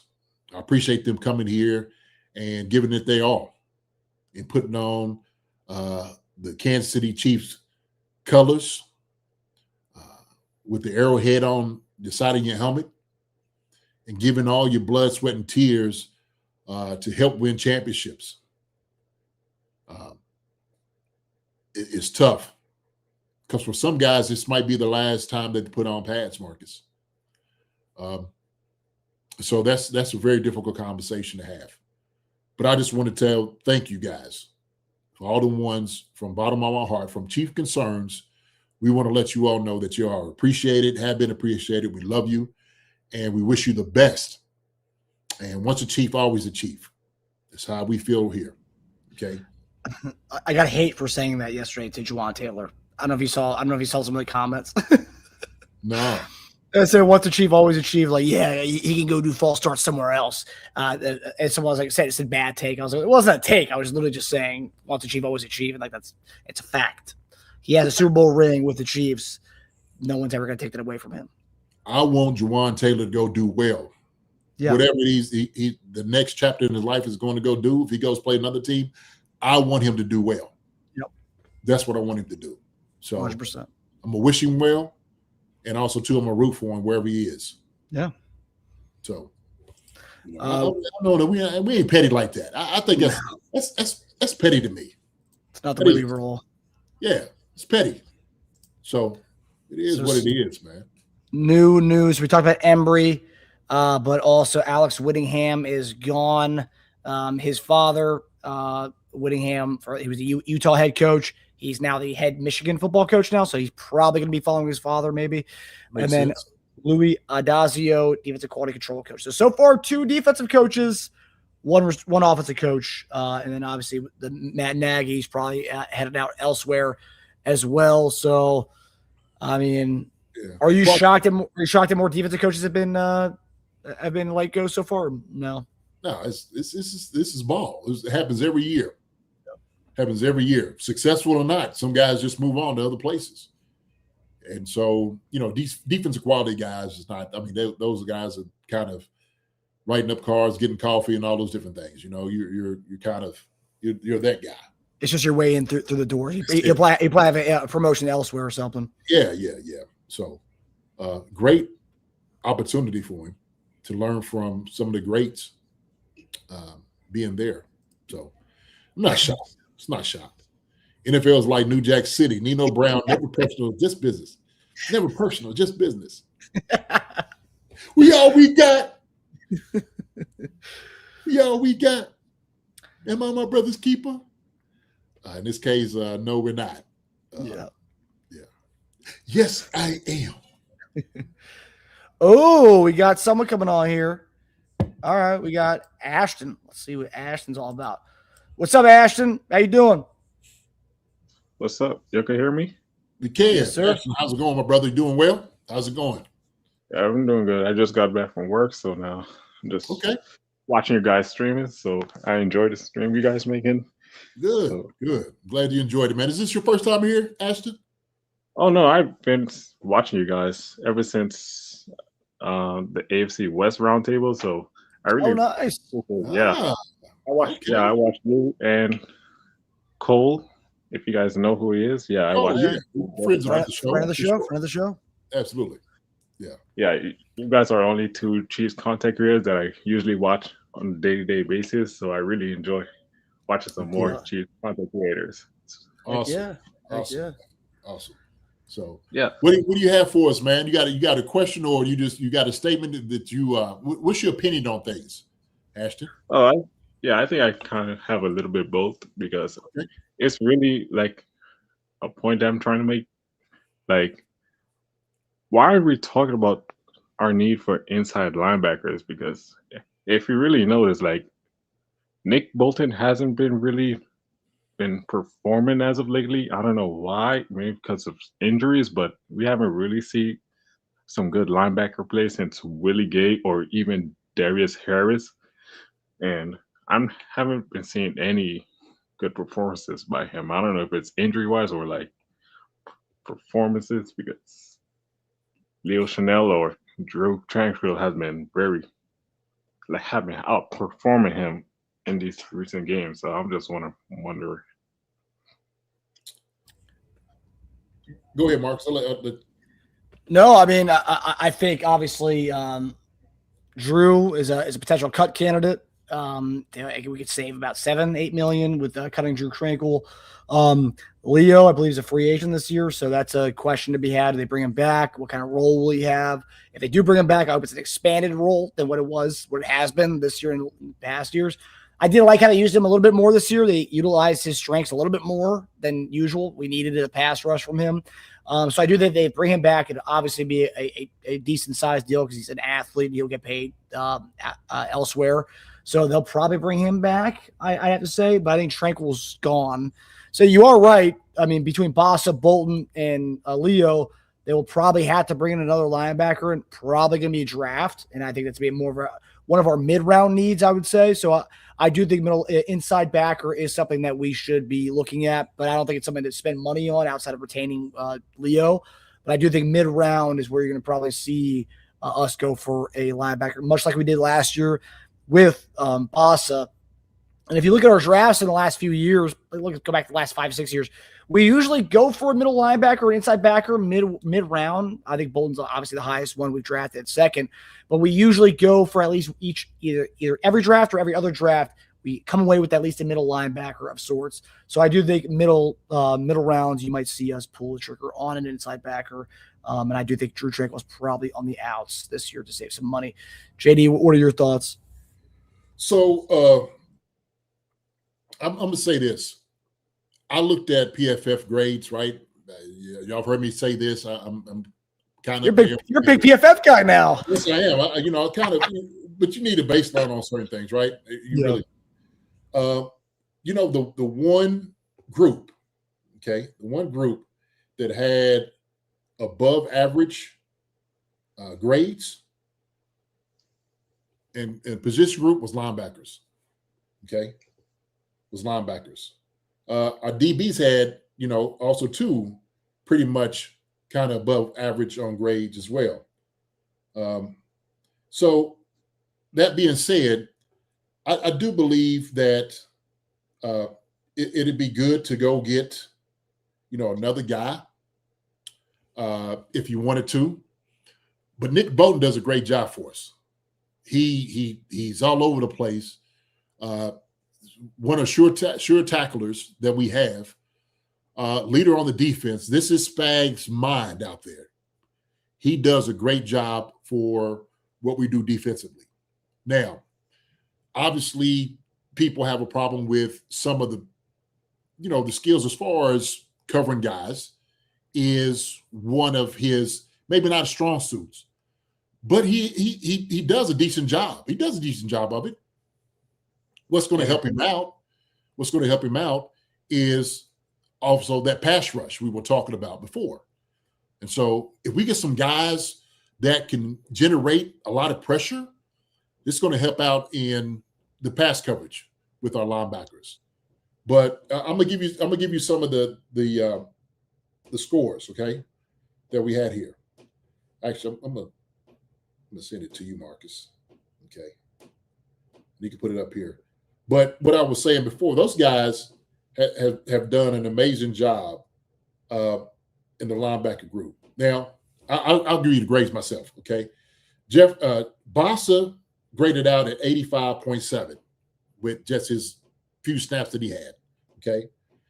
The next one was Nick Bolton at 78.9. That's almost 80%. That's one of the top that he has in the NFL. Next was Jack Cochrane or whatever, Okay. 78.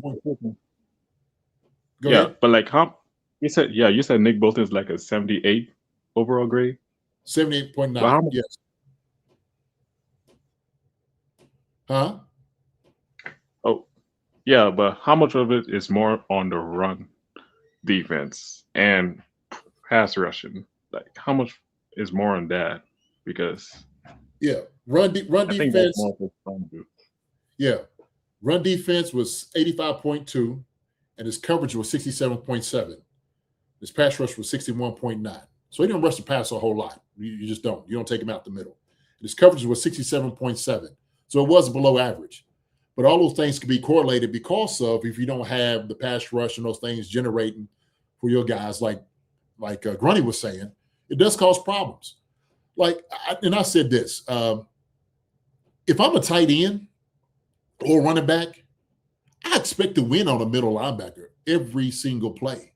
I do. Every single play. If I get beat by a middle linebacker or a linebacker in coverage, I'm going to be upset as a tight end. And so there's more athletic tight ends now than there has been in the past. But you're asking a tall task for maybe Nick Bolton to do that. Can Bossa be that guy? Hopefully next year you pull a Nick Bolton out and put a Bossa in to do that, to cover. So that's where you can kind of, you know what I mean? You can make concessions for a guy like that. But as far as having a Nick Bolton, he's leading tackle for a reason. He's a leader on our team. So I think what we paid him was exactly where it needed to be. I think he's earned his money. So that's just my opinion. Well, on my opinion, I don't think he deserves an extension. I'm sorry, but all I see him as just a thumper and stuff like that. But yeah, I don't think he deserves for extension. Which is this season is final season for he already got his extension. Yeah, he did. Oh. Yeah, we paid him. Paid him last year. Handsome. We're locked into a marriage, baby. So you gotta make the best of it. God. Yeah. And I think sometimes he gets a bad rep, but I don't think people really watch him play. The plays that he makes, like I said, he's sideline to sideline. He's doing it all. If we don't have somebody up front also too to get him off of the run, like I said, he's almost a sure tackler. He makes a ton of plays out there on the field. So Nick Bolton's our best linebacker. Let me put it that way. He is. He's our best linebacker out there on the field. It's not even close. So, yeah. And also another point I want to make is, is it really a good thing if we extend Trent McDuffie? Because ever since we drafted him, his first 2 seasons were like, I thought we had our guy next to Snead and stuff like that. Yeah. But ever since I started looking more into our draft class since like 2020, I started being more unbiased. Yeah. These last couple of seasons, I don't know. He been getting a lot of cook lately, if I could say it politely. Yeah, he's been getting a lot of beat one-on-one. Especially when we put on blitzes. I was kind of looking more on his side, hoping that if it's a slant or go route, I'm like just hoping that he at least sticks to his man and stuff. But he's been getting beat a lot lately. So I was like, does he really deserve an extension this year? Right. Or like, or should we really just trade him and hopefully Noel be our next guy, or we draft one, hopefully, because I haven't been really sold on Trent or see if he deserves an extension. Yeah, so actually, I this past year, I would say it's probably one of Trent's worst years. It's coverage. The Dallas game, he lost that battle. Because you had a guy named C.D. Lamb who ran incredible routes, very physical. But Trent was getting the business too. Trent was one of the best coverage corners in the league. A little undersized because you got big receivers and stuff like that. That's going to give him a little bit of an issue and a problem if they're more physical type of guys. But he's been pretty sticky. He has. The problem goes into how much we're going to have to pay him to do that. That's the problem. He knows he's one of the top corners in the league, and he's going to be asking for that type of money. And I just don't think we have the money to pay Trent McDuffie. I just don't. So I think Veach and those guys, that's what they do look for in the draft, to try to get a young guy like we got Noah Williams or Fulton. Can we get away with guys like that next year? And that still remains to be seen. I'm sure we'll probably get a couple of corners in the draft. They'll probably find somebody against a free agency. But their price point with Trent McDuffie, man, I think that's why they kind of kicked the can down the road with him, Ashton. It's because they knew it was going to be expensive. So, yeah, I think I read a stat that we haven't extended a DB since Eric Berry, and that was a long time ago. So, this regime is not a big fan of extending cornerbacks or DBs in general. I think last 2 games, I know it's a small sample size, but we got to see what Noah Williams could do. and we got to see what Christian Fulton can do, because that was one of our big free agency signings last year. And obviously they're going to need to pick up other guys to kind of pair with them. But I think for the most part, I think I'd be okay with having those two be our starting 1 and 2 next year. Obviously, they're going to need to put depth behind them. But if those are the two guys they want to go with to start, I mean, those are both physical cornerbacks they obviously like. And they're not going to get bullied by bigger receivers, which McDuffie was great. But when McDuffie had to go against the 6'4", 6'5" types, and we see it actually when he went against Cortland Sutton over the years. Cortland Sutton's a big body receiver, not one of the best in the league, but he's had his way against Trent McDuffie in the past. And when we went against them 2 weeks ago, Fulton didn't let that happen, and neither did Knoll. So having those guys against big body receivers will definitely be a key going forward. What would be we more physical guys on the outside with our scheme, what we want to be able to do. Yep. When we had Steed was that guy because he was very physical on the outside, that he would just put the clamps on you and keep you at the line of scrimmage. He'd just start beating you up. That's what he would do. So Noah Williams reminds me a lot just from his physicality. Fulton too. They're more aggressive than Trent is. So and Trent, a lot of experts are saying would bring us back a big haul, potentially a late first and like a third or fourth, or a second and fourth. So trading McDuffie is actually in our best interest because we don't have the money to pay him. It would also hamstring us big time if we did pay him. So, and we'd also get more draft picks, and we don't have a lot of draft picks this year. So I think that'll be coming probably around the combine. That's when a lot of these teams will discuss and talk trade. So I think that's probably when that stuff's going to come out, a potential Trent McDuffie deal. So appreciate you, Ashton, for coming on here and ask us questions, man. Appreciate you following us after seeing us on the Roundtable Sports Network. Yeah, man. Thanks, Ashton. Appreciate it, man. Some great questions, man, and good content right there. Hey, thanks for having me, guys. Keep up the good work. And JD, I'll be watching your breakdown streams as always, and I really appreciate them. It keeps my day going. And yeah, awesome. I really appreciate it. And yeah, all right, keep the good words, guys. Later. All right. Appreciate that. Take care, brother. All right. Awesome. That was good. A new name, a new voice to hear from our chat. Yeah, definitely. This is what we love about it, man. We love interacting with you guys and gals. We love it.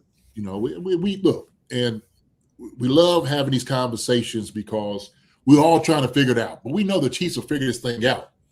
It may not look like all what we want it to look like, but Andy and those guys do a great job of evaluation. Like I said, they have been the most successful team in the past decade. They have been. And there's a reason for it, because of what they do. And so I think they will continue those things. Like I said, the evaluation will continue on. But they do have some time, Marcus.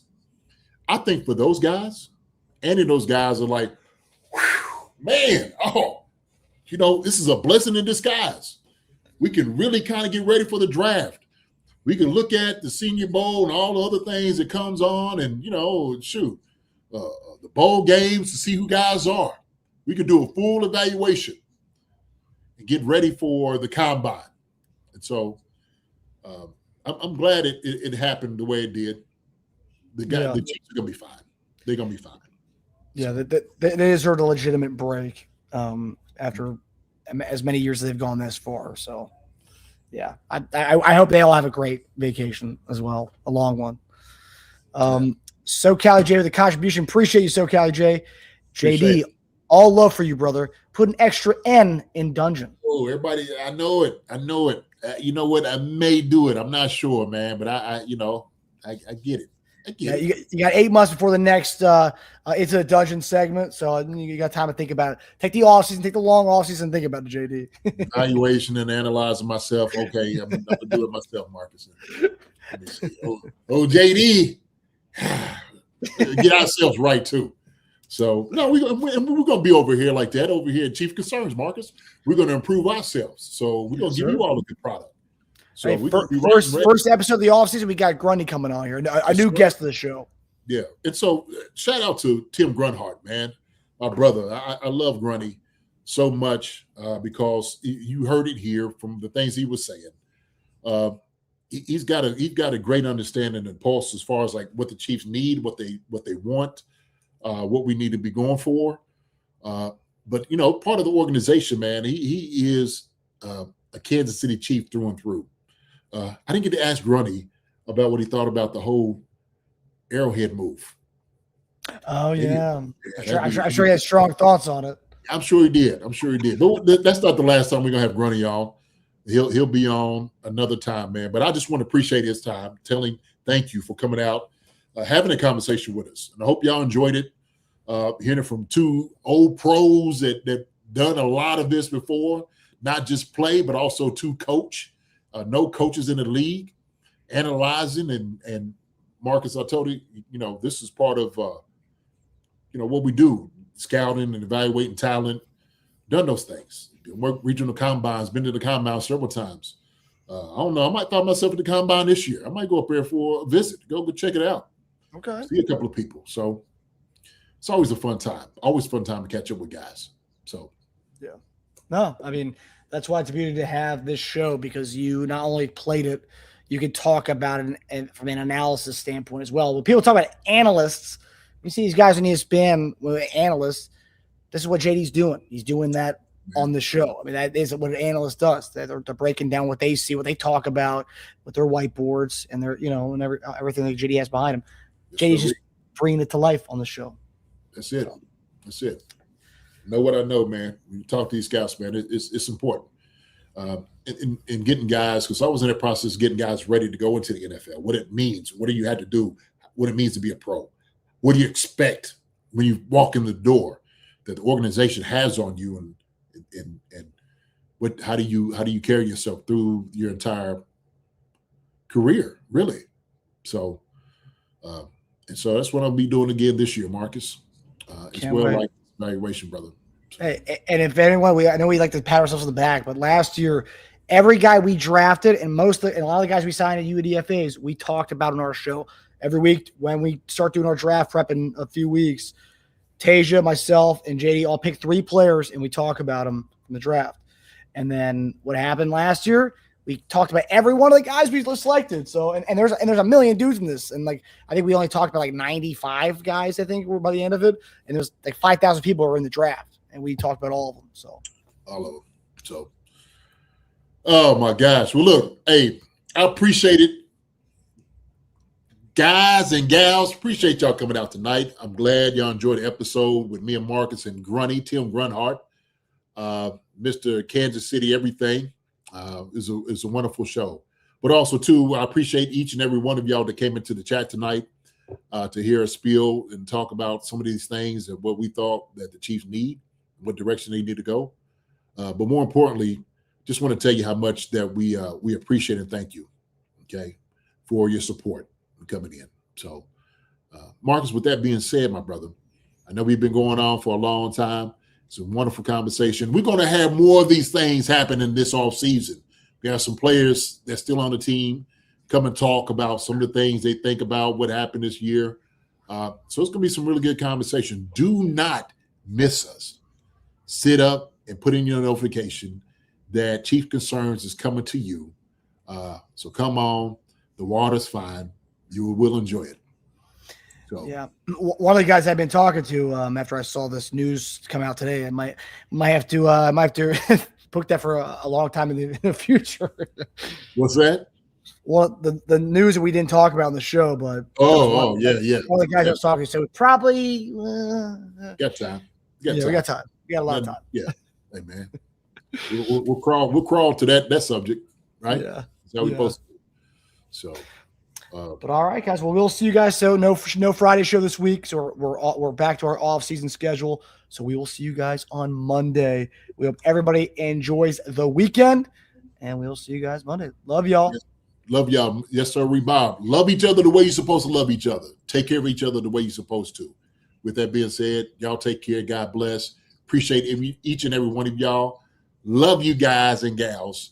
We will see you all next week. All right, Marcus, my brother, love you, man. Love you, brother. Take care. We'll see y'all later. Everybody. Hi, everybody. Thanks for watching. Subscribe here to get the latest from the show. Also, be sure to check out the best clips from Chief Concerns. And if you prefer to listen to the show, subscribe and follow us on Apple Podcasts, Spotify, and anywhere else you get your podcasts.